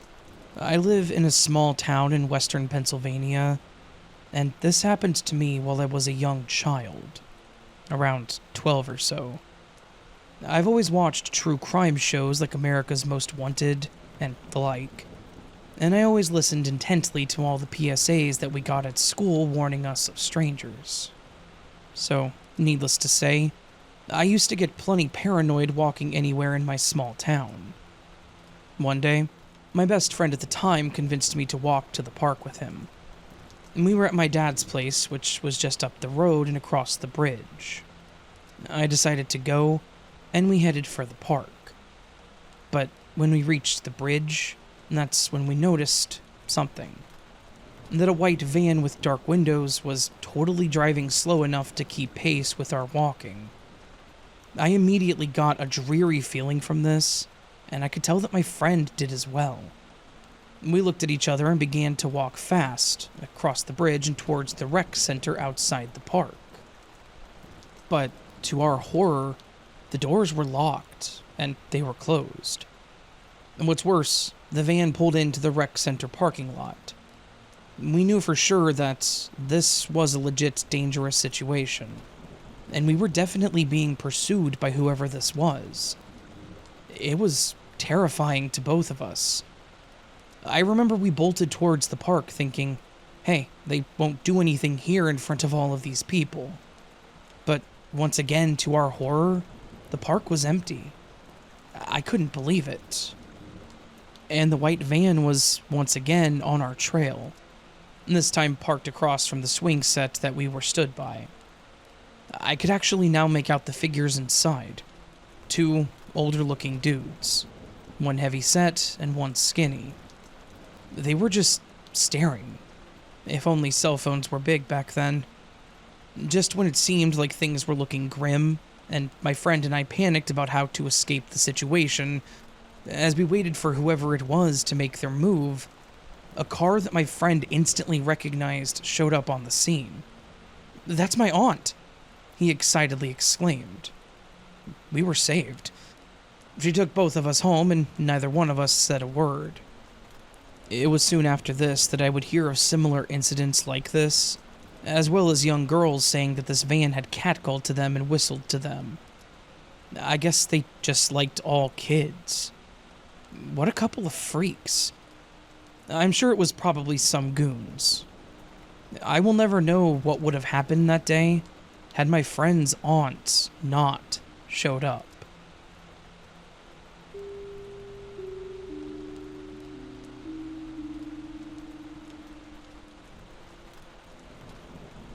I've shared some of these stories with friends and on certain threads, and since they can be kind of creepy, I thought I would share them here too. I work for the fraud department at a local bank. I do both inbound and outbound calls, depending on the day and what I'm scheduled to do. And I have had some pretty weird customers on my line in both experiences. The first one I want to mention is when I was making outbound calls. We basically get a list of accounts that are flagged for suspicious activity. After we review them, if we feel it's suspicious, we have to call the customer to see if they recognize the charges or activity in question. You get to see some really interesting things when you do this. Anyways, I prepared myself to call out to this customer. I'll call them Mr. Johnson. I dialed up the number and waited, expecting him to pick up since I called his cell phone. However, a woman answered instead. No big deal. It wasn't uncommon, so I just gave my normal spiel, telling the woman who I was, and then asked to speak with Mr. Johnson. However, the woman had a very shaky voice, almost like she was in distress as we spoke. He can't talk right now. It's not a good time. So, when we can't speak to the customer, we either leave a voicemail, or in this case, we ask if we can leave a message with her to pass along to him, which is what I did. The woman let out a sigh, as if annoyed by my intrusion. I could hear her mumbling to herself about finding a pen, and could hear paper shuffling in the background. The way she answered and said it wasn't a good time was an unusual statement alone. Usually people just say they're not home or hang up or whatever. So I listened closely as I waited for her to return to the phone. That's when I started hearing a groaning sound, like someone was in pain. Then the shuffling sounds from the phone became louder, and I could tell someone was whispering something, but I couldn't make out what they were saying. It was as if someone was holding the phone to their chest to muffle it while they talked. But the groans were still present, and since she hadn't come back yet, I felt the urge to ask if she was okay. "I'm fine, don't worry about it," she said quickly with her voice sounding strained. Ultimately, I know it wasn't any of my business, so I tried to let it go, even though something definitely sounded wrong. So I provided her with the details of my message and tried to be as kind as possible to her.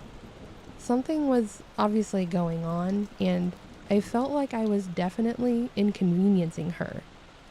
I couldn't help but notice as she sniffled into the phone, repeating my message with a quiver in her voice.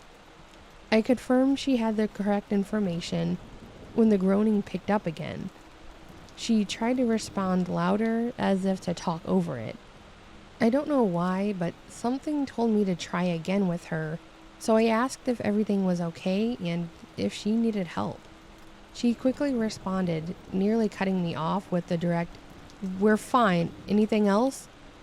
With nothing else I could do, I declined and said my closing. A lot of people like to just hang up here without responding, which is something I'm used to.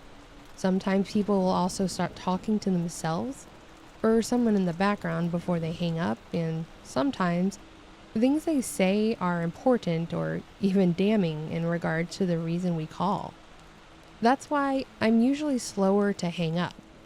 In this case, I don't know if it helped or not. I heard a light thud and wobble like she had set the phone down but didn't hang up. And before I hung up, I heard more talking. "Now you've done it. Damn it, Dale. What am I supposed to do? Call the cops?" Then I heard several patterned thuds.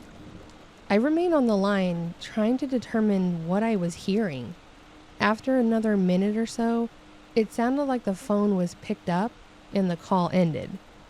I couldn't really make sense of it, nor could I really prove anything was actually wrong or that the customer was in danger, other than the fact that she mentioned calling the cops. I didn't want to take any chances, however, so I told my boss what happened on the call. He agreed that it was kind of odd, if not alarming, and said they would look into it. Unfortunately, from there, it was out of my hands. What I can say, based on the info I had, the customer was in his 70s, and his wife had passed a few years prior to this call. So it could be a case of elder abuse? And who was the woman that answered the phone? I don't know what was found out, if anything, unfortunately, as there was no way for me to go back and find that account. So I was just left to wonder about this and discuss with others. I'll share one more experience with you for now. This one was still pretty creepy, but I guess over time, everyone got used to it. On the inbound side of the world, it was normal to get a few prank callers. We had one guy that always tried to be inappropriate with the females, but would hang up on the guys. Need I explain more about him? We also had one guy that claimed he could see us through monitors and would make creepy comments to anyone that answered. It didn't matter. Other pranksters just tried to waste our time. However, a common misconception with these people is that we're not allowed to hang up on them. But surprise, we can. Anyways, this guy, none of us could really figure out if he was trying to prank us or if there was something else going on. My main reason for being conflicted is because, unlike the other prank callers, he actually did have an account with us. So the call would start somewhat normal, other than the way he talked, that is. There is no way I can describe the uneasy feeling you got when he talked. His voice kind of sounded warped, but there was no tinny or electronic sound to it, what you would normally hear when there was a voice changer or something similar present. He also had that upward inflection or teasing sound to his voice when he talked. The best way I can explain it is when you watch those shows where the person is darkened and the voice changed trying to mask their identity, but then he also had that upward inflection. Sorry, like I said, I'm not sure how to explain it any better. One thing that was consistent was the sick feeling he would leave me when I heard his voice. So after my opening, he would give his name in his weird inflection. I'll call him David. Then before I could verify him, he would start on his normal questions. Guess what I'm doing today? He typically wanted you to respond like you were clueless, and if you did, I'm going to get my hair cut today, is how he responded. Sounds like a pretty normal and innocent response though. But as he talked about it, it just seemed like it was cryptic or code for something. Something I could never figure out. He would then ask you to guess how short he was going to cut it, and again, if you feigned ignorance, he would explain it to you. He would say that he was going to get it cut as short as possible. He would describe how it would be so short it would make him bleed. He would talk about how his hair grows so fast that he had the urge to get it cut weekly, and that he would be mad until he could do it again. So, as I mentioned, the conversation for the most part seemed like it could be normal, but it was how he emphasized certain things, like the word cut, that always seemed off. But if you took calls from him and knew the answers to the questions, it only seemed to make things worse. I responded once to his first question that he was going to get his hair cut, and he seemed more enthusiastic than normal. He would respond with, "Oh, so you know about haircuts too. Oh, I love them," and would then ask about the length and so forth. It creeps me out just thinking about it. A lot of people that get his call think he's just another prankster. Around the time of his calls, his account had recently been closed by him, so he had no reason to call anymore. Or maybe he just had a mental disability and access to a phone. Both are definitely possible, but what we all agree on is that his voice leaves us all with a sense of uneasiness, and I'm incredibly thankful I don't do inbound at all anymore. As mentioned, these were just two of many cases I've come across that seemed like there was something darker underneath the voice I heard and the situation at hand. Maybe I'll share some more stories with you later because call center work really never has a dull day.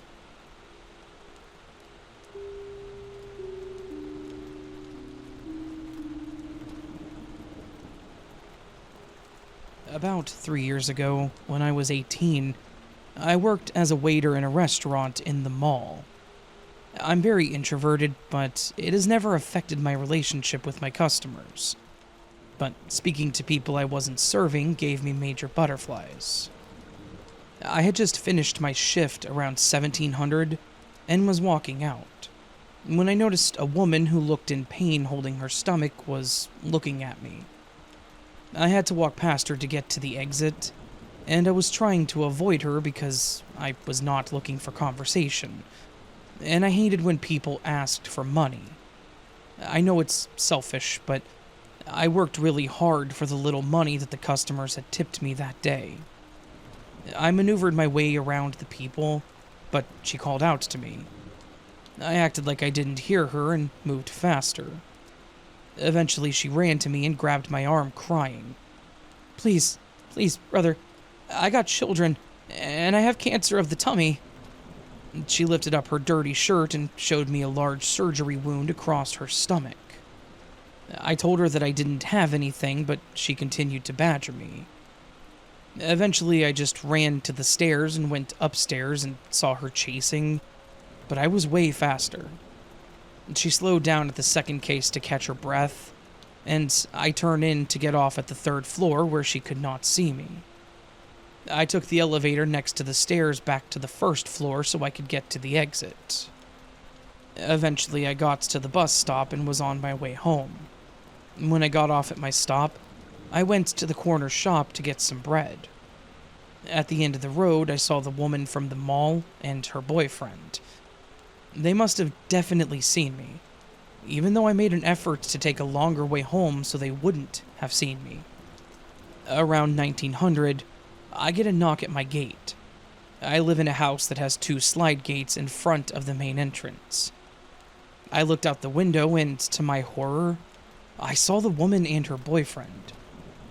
I stayed quiet and hoped that they would just go away, but they stayed outside my house for 2 hours, until my parents arrived. They begged my parents for money or food to feed their kids. And my father found it weird that they were there at 2100, so he told them we didn't have anything, and to get away from the house before they called the police. Surprisingly, they left without any hassle. I told my parents that these people were begging me for money at the mall, and that they had followed me home, and then stayed outside the house for 2 hours. We never saw them again after that day.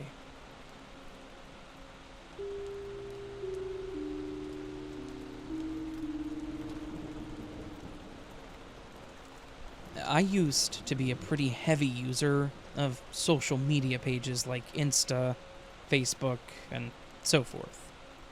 I'm part of the age group that has pretty much always known them. When I was a very young kid, they were coming into popularity. So when I hit my adult years, I was well versed on pretty much all of them. And I had these stupid delusions that I would one day be an influencer.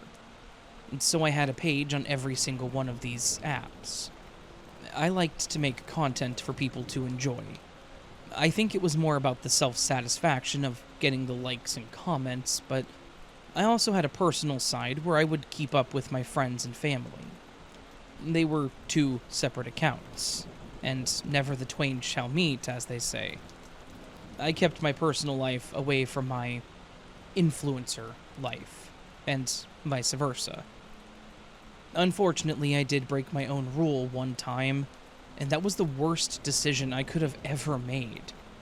because it led to what I have to say is the most terrifying thing that has ever happened to me. Before I start, I want to mention that when I say that I was an influencer, I mean that I was just a micro celebrity on these platforms. I wasn't a huge name, and I did not have a massive following. I had enough of a following for it to be neat and to get that dopamine rush, but I wasn't shilling eyeglass brands or meal kits. I barely even ever got paid for anything that I did. Nothing wrong with those that do. I say get that cash, but I never hit that point. Anyways, one day on my personal account, I got a friend request from a girl named Alara. It was a name that sounded familiar, but I wasn't 100% certain where I had seen it. I sat on it for a day or two, thinking that it sounded super familiar, so it was likely someone from high school or something. And after that, I figured I would go ahead and accept it. I then got a direct message from her that said, "Oh my god, I'm such a fan of your content, girl. You are such a blessing." At this point it clicked. This wasn't a friend. This was a fan of my other stuff, and she'd somehow found my personal page. I was always pretty careful with not putting out who I was on any of my influencer pages. I never mentioned my real first name, never said my last name. I always referred to myself by a nickname that I'd been given a long time ago. How she found out my name, I do not know, but she did. And I had made the mistake of adding her on my personal page. Because I didn't want to be rude, I wanted to keep up that I was a nice person. I responded and said, "Hey, thanks. This is my personal page, though. I don't use it for that stuff, but I do appreciate it." Laura then replied with a heart and said that she was so happy that I added her because she wanted to be besties with me. I just kind of accepted it and thought, okay, well, I guess I have a super fan. Hopefully this doesn't go south. It did. It did go south. After a bit of talking back and forth, I thought that Laura was alright. But then she would message me in the middle of the night saying things like, "I have a great idea for a video that you could do." Or, "Hey, you should go check out this brand of makeup. Maybe they'll sponsor you." Which would be fine if they were just that, but she would send it and then send things like, "Hello?" within 5 minutes. And then would go on and on about how I wasn't talking to her. Again, this was the middle of the night. I was sleeping. But if I didn't reply to her, she would accuse me of being rude or ignoring her, and then would go on about how she was going to ruin my career and get me canceled. After a while, like 2 days, I got pretty well fed up with it. So I messaged Alara back, asking what was wrong with her, and why she was being like this toward me. She then launched into a long-winded apology, saying that she had issues, and that she didn't mean to be rude to me, that she loved me and that she didn't have any friends. Stupid me bought into this, saying that it was okay as long as she understood that it was inappropriate, and that she needed to take a step back. She didn't, of course. Literally the next day, she started sending me her ideas. And when I didn't reply to her immediately, because I was at work, like my actual job, she started going on about how she was going to hurt herself because she had hurt me, and that I hated her, and so forth. I finally messaged her again, saying that if she had all these great ideas, that she should start her own channel/page, and that, unfortunately, the friendship was not going to work out, as I didn't have the energy to deal with her. After I sent this message, I unfriended her and then immediately blocked her. I figured that that would be the end of it, that she would get the hint and maybe get some help. I really didn't need to deal with a really awkward parasocial relationship like that. and I wasn't going to, since I had the ability to block her. I wish that that was the end of it, but a couple of days later, I got a package at my apartment. It was marked as being from Amazon, so I thought nothing of it, thinking I probably ordered something and just forgot about it. I opened it, and inside was a stuffed cat that looked exactly like my actual, in real life cat. It had one of those little gift tags that you can send with items on Amazon, and it said, "I'm so sorry, please forgive me." And it was signed as being from Alara. Two things about this. Obviously, I never gave her my address, nor is it on my Facebook anywhere. And to the best of my knowledge, my cat had never been in any of my photos on my influencer page, nor my personal page. I had only had her for a month, maybe two, and I hadn't taken pictures of her for my socials, mostly because that just wasn't something that I did. Yet, somehow, she knew what my cat looked like, and my home address. I honestly had no idea what I should do, so I called my dad about it and asked him for some advice. He mentioned that it was unsettling and told me to ask my apartment office if I could install one of those doorbell cameras. I thought it was a great idea, and I decided that I would do that ASAP. And, of course, as soon as possible was not soon enough. About 3 days after I got the package, I was at home making dinner for myself, and I got a knock on the door. I wasn't expecting anyone, so I was a bit confused, and I opened the door with the chain attached, thankfully. On the other side was a young woman that looked vaguely familiar, but it didn't click who it was at first.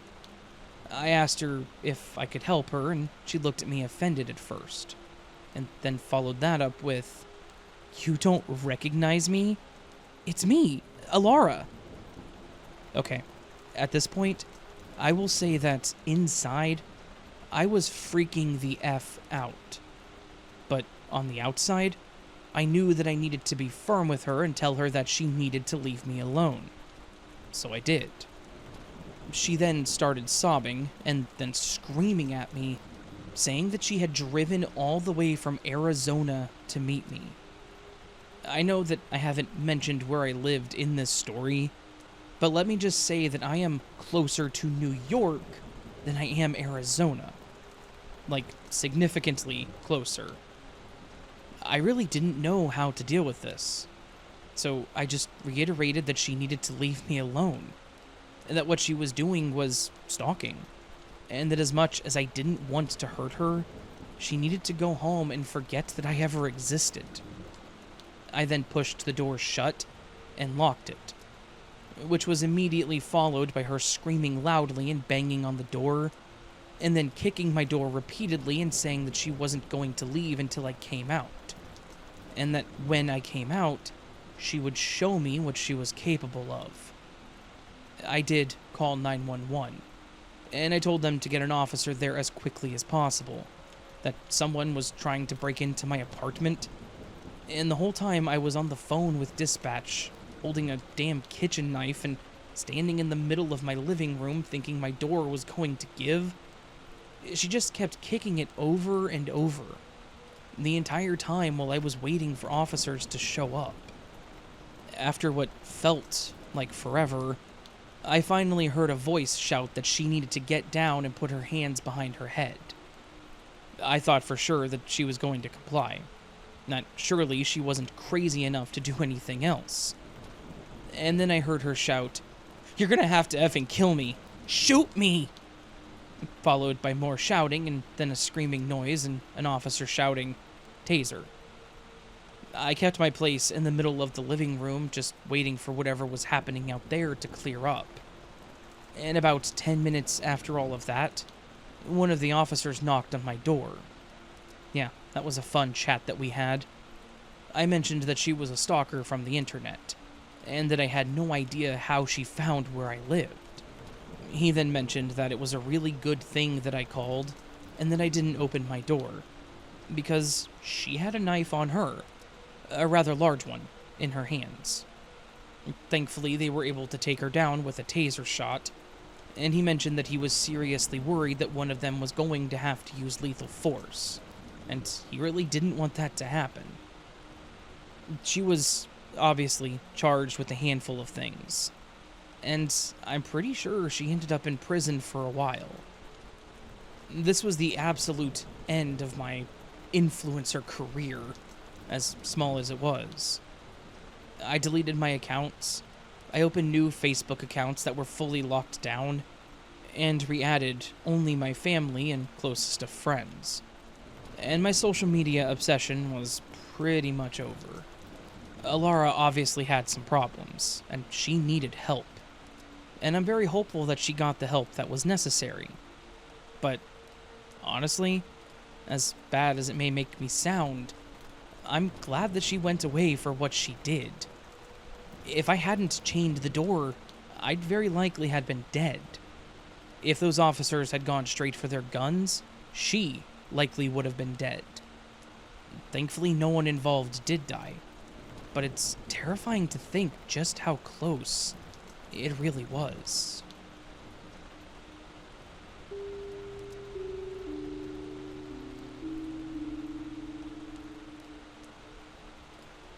When I, female, 20, was younger, maybe around 13 to 14, I was walking to town with my mother. I live in a small-ish town in England. It was a quick walk, 15 minutes, but about 5 minutes after leaving the house, I had one of the most unsettling encounters ever. Whilst walking, there was a man approaching us. Nothing weird at this point. I thought he would walk past us like everyone else. However, this random man leaned in towards me as he walked past, and he whispered something to me. I remember it being creepy, and along the lines of him knowing where I lived. It was subtle and it happened quickly. I was shocked, especially since my mother was right next to me. Bold move from a creepy guy. I recall the man being possibly in his late 20s, kind of scruffy looking, a little chubby with longish brown hair and a beard. But I knew that I had never seen him before this point. I waited a few seconds for us to distance ourselves from the stranger, and then turned to my mom completely freaked out, and quietly asked if she heard what the guy had said. She said that she didn't. I thought maybe I had misinterpreted the situation or misheard him then. We kind of brushed it off and continued with our day. I felt uneasy but tried not to think about it. The rest of the day was fairly normal. Until the morning after, when my dad was talking to our neighbor. Neighbor told my dad that during the early hours of the morning, there was a man lurking right outside of our houses for some time. He was hovering around my dad's and my neighbor's car. Now, this is really weird because we live in a kind of closed-off area. The only people that we see outside of our homes are neighbors, but even they wouldn't come right up to our doors, especially not at like 2 to 3 in the morning. Even delivery drivers can't find our house most of the time because we're so hidden away. This has never happened before and never happened again after this, at least to our knowledge. Of course, you can imagine how absolutely terrified I was to hear this. I explained to my dad what had happened the day before, and reminded my mom, kind of an I told you so moment. I felt so scared to be in my own home. I remember calling my friend and talking about the situation. We researched about what we could do, but there wasn't really any action that we could take. We just had to be observant and cautious, I guess. I can't remember much about what happened after that, but I never saw the man again. The whole situation creeps me out, and it doesn't make sense.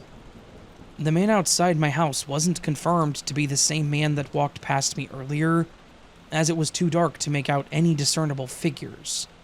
But it sure is an amazing coincidence if so. I never knew where to talk about this experience, but I figured it belongs here. I would love to hear any opinions and theories.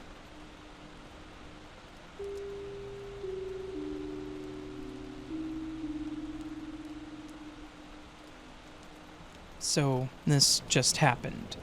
Well, it was yesterday evening. I can't sleep, and I'm freaked out.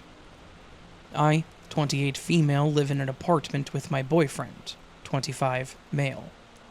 And the apartment is a half basement.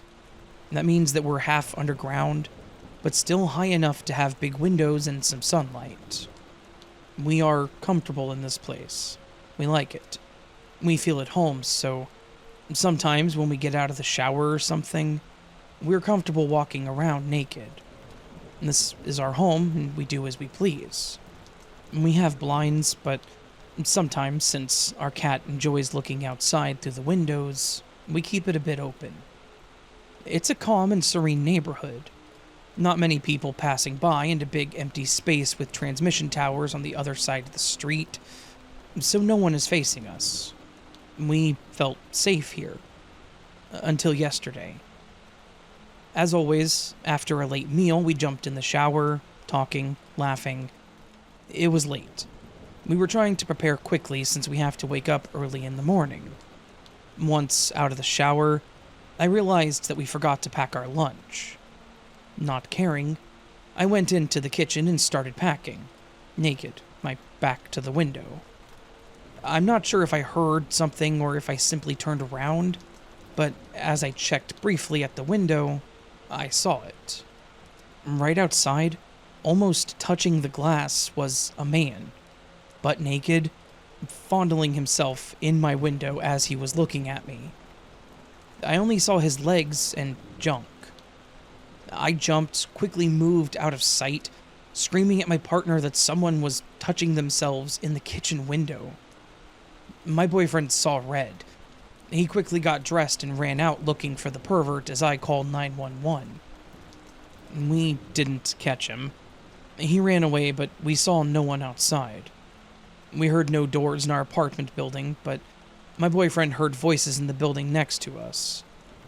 The police say that we must have scared him, but the only one scared now is us, or shall I say mostly me. We are busy people, but most of the time I'm alone in the apartment. I take the bus alone, I take the trash out alone. My boyfriend is at work a lot, and that's okay, he needs to be. But now I'm just scared.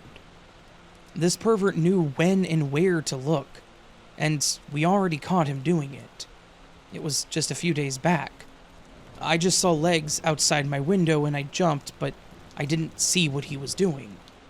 So, he's been looking for quite a few nights inside my home to see me naked.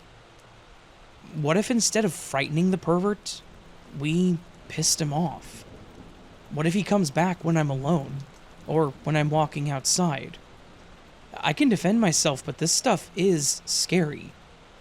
I have been SA'd in the past, and this is not helping with the healing process or the paranoia. Our landlord knows, and he lent us a surveillance camera, but I just hope that it's enough.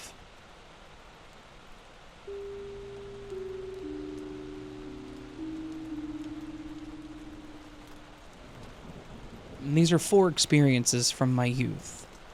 Number 1, pranked. I was completely home alone one evening. I turned off the TV in my bedroom. It was a 90s style TV box. Anyway, I go to shower, and when I got out of the shower, the TV wouldn't turn back on. Did the power go off? No. All the lights are on, so the power isn't out. Maybe the TV's power cord got loose. I checked behind the TV. It wasn't just the power cord. It was also the cord to my VCR and cable box. All 3 cables had been disconnected. All 3. Did someone come home and try to play a prank on me? No. A quick tour of the house confirmed that I was home alone. And how would they have known that I was watching TV before I showered? My goodness. Had someone broken in to try to steal my TV? I don't think so. I hadn't noticed anything just moments ago. Plus, why would they want my ratty old TV when there's much nicer stuff in the house? Including a nicer TV in the living room. Another quick tour of the house, this time looking under the beds and in the closets. I even went into my parents' bathroom and peeked in the shower. Nothing. No one. Back in my room, I plugged all the cables back in, and with as much courage and calmness as I could muster, I said something like, "Okay, you got me. I didn't think that was funny. Please don't do that again." I went about my evening until my parents and sibling came back home. 2 disembodied voices. It was about 2 in the morning, and I had just hung up the phone with my girlfriend when I heard what I thought was muffled voices over white noise. Maybe a TV was on. My sibling, a room over, was scared of the dark and would usually put the TV on a sleep setting. I thought maybe they just forgot to do that. When I opened the bedroom door, the voices sounded lower, but the white noise sounded louder, and as if it were coming from the direction of my sibling's bedroom.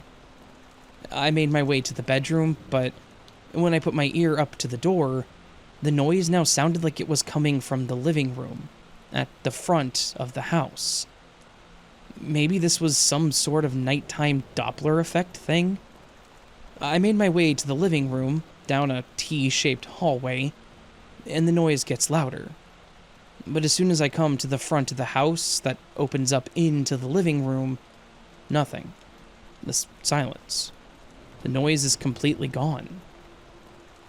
3. Did the dark just play a trick on me? I felt hands gently shake me awake right at my shoulder and chest. When I opened my eyes, I saw a figure in the shape of a man, but darker than the dark of my bedroom, kneeling at my bedside. The second I saw it, I knew that it was not a man, but I don't know how I knew that. And I knew that it didn't want to harm me, just wake me up. A second later, it stood up and took a step back and then completely vanished. I then sat up and looked around. And number 4, WTFH. Something startled me awake, and when it did, I was wide awake and afraid. Suddenly, I heard what sounded like a plastic bag being ruffled at the doorway to my bedroom. I couldn't explain why that noise was so scary, but I was basically terrified when the noise moved from the door to the center of my bedroom, to the foot of my bed, and then to right next to my bed. I was panicking. What the freaking hell was going on? But I was so scared that I was frozen. The only thing I could move was my eyes. Suddenly the noise was gone, but I felt something straddle me.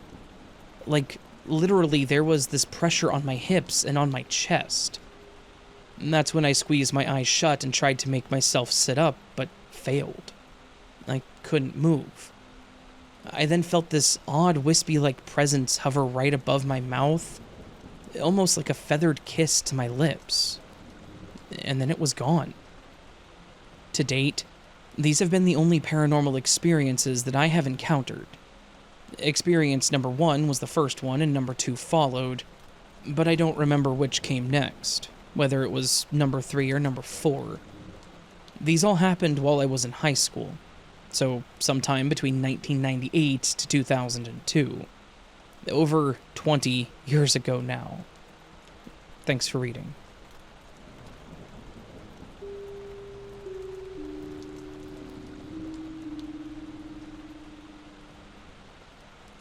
This happened in November of 2014. I went to Walmart to buy groceries while my 16-year-old daughter was attending her homecoming dance. I tried to do my grocery shopping to coincide with her 11 p.m. pickup. All at once, I realized that it was about 5 till 11 p.m., and I was still standing in line to get checked out. About that time, one of their customer service supervisors walked by me, and I mentioned to her explaining that I had to pick my daughter up, and if she could hold my cart, I would come back and check out as soon as I picked up my daughter. She agreed, and had someone take my cart to the cooler and told me to tell them at the service desk when I got back. So off I go to pick daughter up, and we arrived back at Walmart at about 11:15 p.m. My daughter came inside with me, and as we were coming into the store, a man about 50-something walked over in front just past me and peered down the front of my daughter's strapless pink formal, which, from a couple of hours of teenage booping around and dancing, had become looser. And he then mentioned what he could do with her, and that she happens to be well endowed. He had a female companion with him when he walked in. I could see him and her out of the corner of my eye. I don't know if this was his girlfriend or a relative of his, but she watched and heard him say this and said nothing. I felt like I was in a stupor. Like, did this just happen? The split second, I was stunned that anyone would have the audacity to walk up and say this to my daughter, right in front of me, her mom, walking right beside her. I became completely enraged, and I stepped between his leering eyes and my daughter. He asked her another inappropriate question, and after stepping in front of him and putting myself between him and my daughter, I asked him if today was a good day for him to die. Honestly, I was running on pure rage and adrenaline, which probably gave me more guts than brains in that moment. He glared at me and tried to walk in tighter and intimidate me. I told him to get the F away, and he finally walked back over to who he was with, but continued to glare at me as they went on inside Walmart ahead of us. I absolutely could not believe that this had actually transpired. My daughter was in tears and scared beyond all reason. I took her straight back to the women's department and had her put on a sweat jacket and zip it up. We paid for it in line with my groceries. If I'd really thought about it and not been running on adrenaline and still having the shock factor going on, in hindsight, I should have left the store, called the police, and gone straight home. At the same time, the thought crossed my mind that he might just follow us to the car. And then what?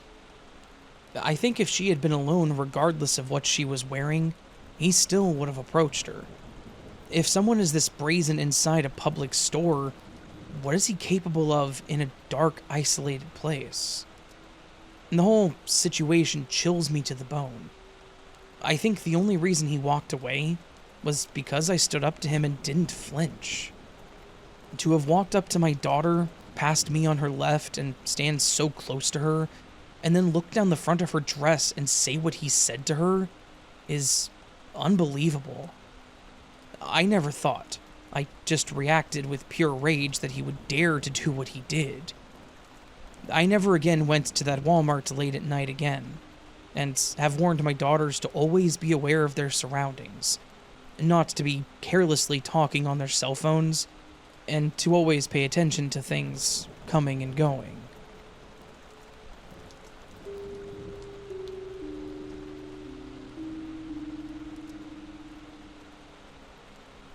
I was 16 years old.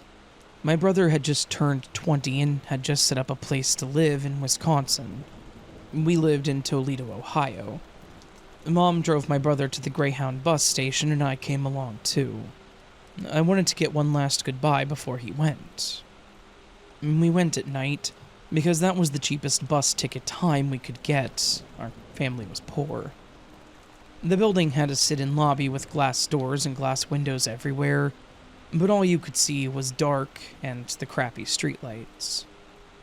Anyway, we waited with my brother for the bus to be prepped, and when this man walked up to the window and stared at me. And this wasn't just a normal stare. I could see it in his eyes. It was an angry, crazed stare that said if I left this building on my own, I'd be dead. I sat really close to my brother, and he looked at me and then the guy, and even he was creeped out. This man's face and body was pressed into the glass. His eyes never left me, mind you. I'm almost 5'3", and a girl, and I didn't weigh much either. My brother got up and went to the counter and asked for someone to escort me and our mom outside. The employee informed my brother that an officer had already been called, and was on their way to escort the man off of the station. I think he had been a problem earlier and had come back. By the time my brother had got on the bus, the officer arrived and that guy left, but we were still escorted to our car. I'm 29 now, and I still can't forget that gaze. Living in Toledo, Ohio, I've seen some crazy stuff, but nothing has ever bothered me more than that man's gaze. I have this uncanny ability to sense good and bad people. My husband says it's so weird how I'm able to tell who's a bad person immediately after meeting them. This man was behind glass, said nothing to me, and everything about him scared the crap out of me.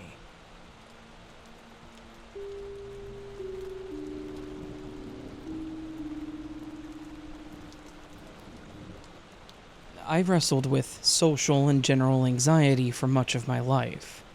A persistent undercurrent that, while not incapacitating, casts shadows on my confidence. My ability to navigate social realms and find self-assurance owes much to my mother's caring nature, pushing me consistently beyond my comfort zone.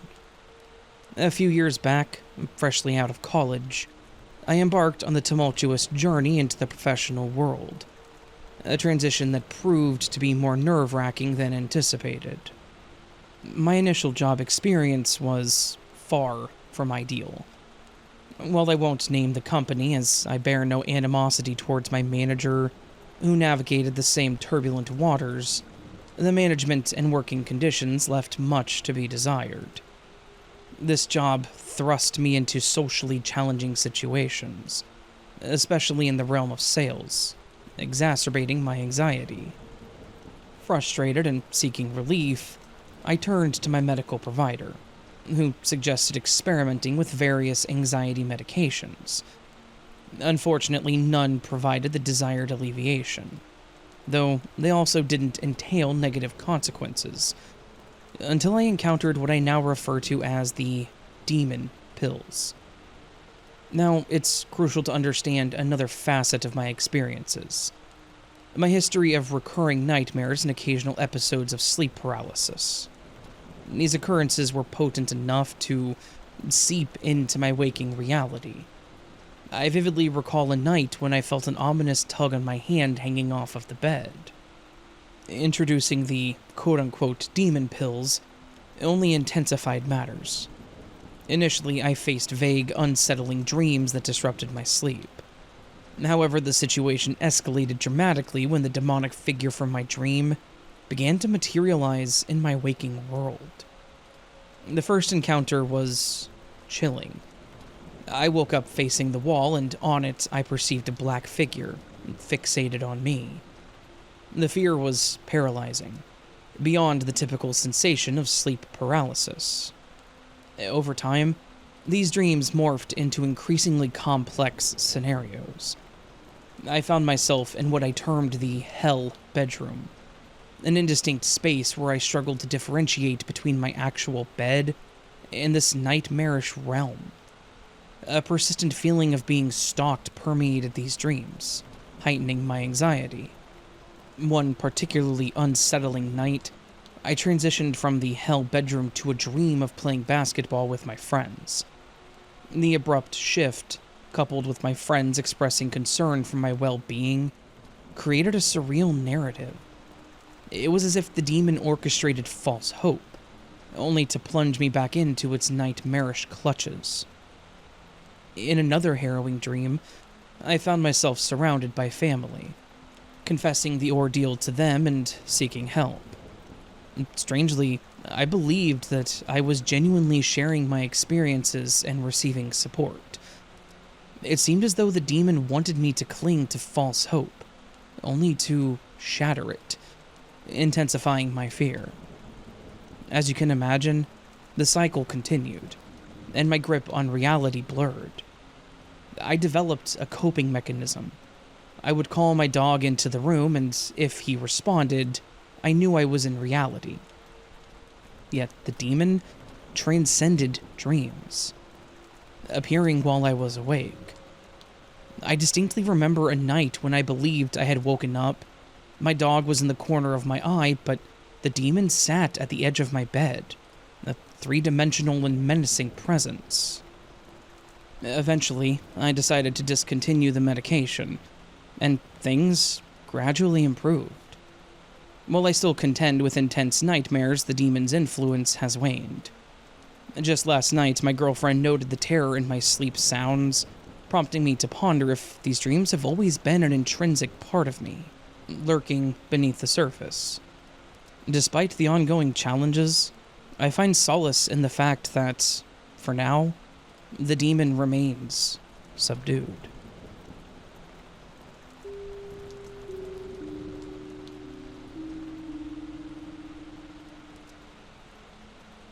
Some short backstory. This happened almost a year ago. I'm 19, female, and I live in a small town in Australia. I always take my 13-year-old Jack Russell Mix for a short 20-ish minute walk down the road at around 7 to 7:30 p.m. On this night, I had to take him at about 8 to 8:30 p.m., as I had to work late. And the sun was just setting to the point where I could see, but not too well. That could have also just been my poor eyesight, but it was enough to manage without needing a flashlight. I did have one on me, I just didn't want to use it. We had just made our loop around the small community garden, and as I was leaving the gate, I looked to my right and saw a person in black heading towards me. I was also wearing all black, so we both looked pretty suspicious. But out of panic, I crossed the road and then headed left. They did the same not 1 second later. I'm a naturally fast walker, but I made myself go faster. All I had to do was cross the road one more time and turn right, go down a few houses, and then I'm home. So, walking faster but not enough to where it was obvious, I crossed the road and turned right. This person did not cross the road but did turn right, and stayed on the other side of the road. We were about parallel on the street. I knew that if they crossed, I could run and I wasn't too far from home. When I got into my yard, the person stopped across the road. At this point, I realized the door was locked and I didn't have a key. The person stayed across the road, so I rang the bell and was pounding on the door. My older brother answered, and the person had just made it to our yard. My brother told the person to screw off, and he walked back the way he came. My brother asked who it was, and I explained all this to him. From that day, I've decided to take my dog for a walk before work, in the early morning, rather than after work at night. I do enjoy sunset walks, but for my safety, I've stopped. And still don't, even after a year.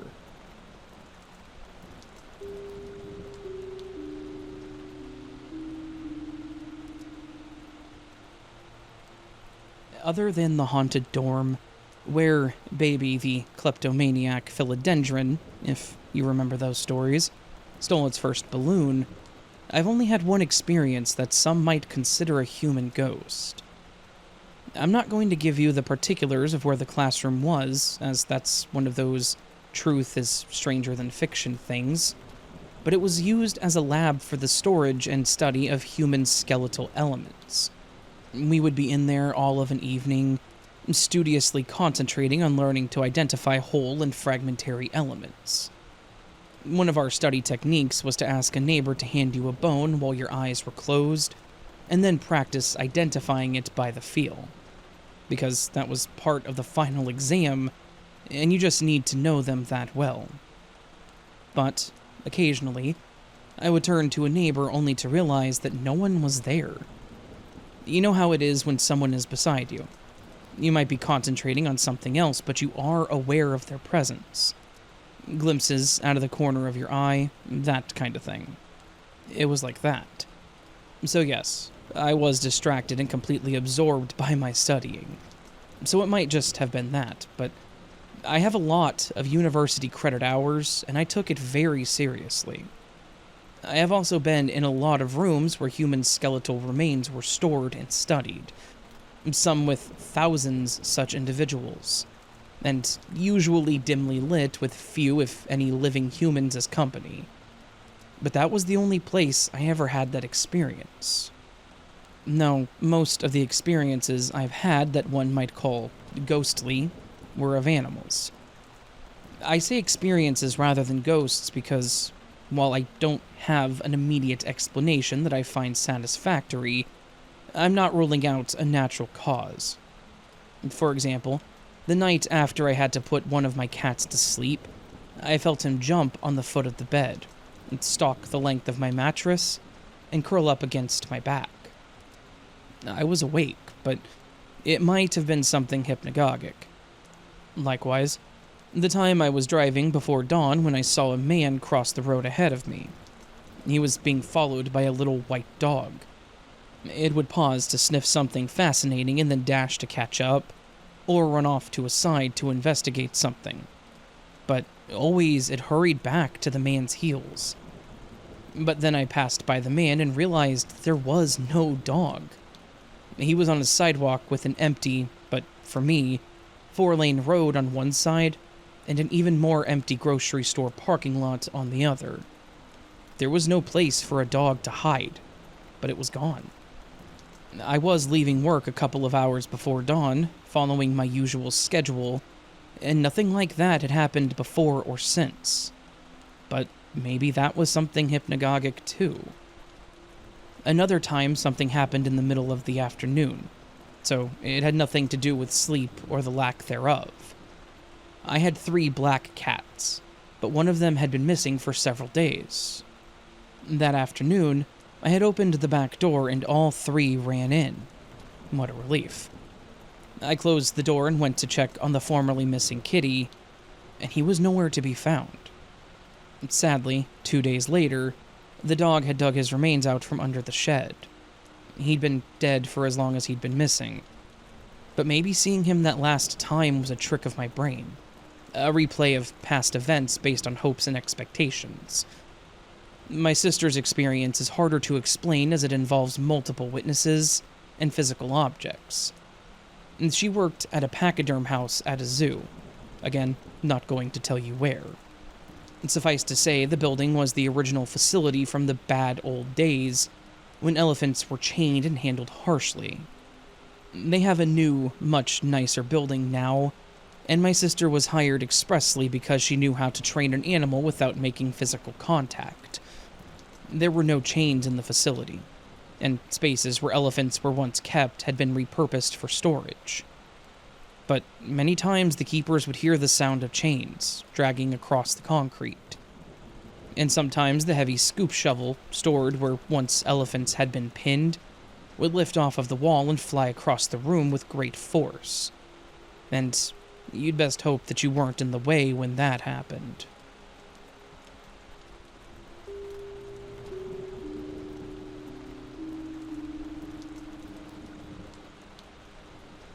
I was subcontracted at a funeral home for 30 years. It was a very old building, about 100 plus years old. I came in late at night to do the hair on 3 elderly women after I had finished work at my studio. I heard talking and thought that a funeral director was in the office, or perhaps the radio was left on. So I went to the office across from the room that I was to work in to let the funeral director know that I was there, or to turn off the radio as I was alone. But nothing. Upon entering the room that I was to work in with the 3 ladies, the talking then turned into people yelling at each other. They were unrelated. I was not scared, as this was not my first paranormal encounter. I asked if I could help, and they shouted back at me to stay out of it and to mind my own business. I did all of their hair without talking from that point on, as they continued yelling at each other over some event. Perhaps they didn't realize they were dead. It was very weird, and at no point did they try to harm me. I guess after working on the deceased for so long, I just got used to it. I actually have another funeral home story as well. I did the hair on a woman in her late 30s. She had died in a car accident. The story behind this tragedy was the night before the accident. Her husband woke up in the middle of the night in a cold sweat. He woke his wife up to tell her that he had just dreamt that she had died, and that he was standing by her casket just looking at her. It seemed so real. In disbelief and confusion, she said, "I just had the same dream." The next day, they were driving in their car. The husband was driving, the wife was in the passenger seat, and their young child and dog were in the back seat. A truck hit them, and she was killed. The husband, child, and dog were unharmed.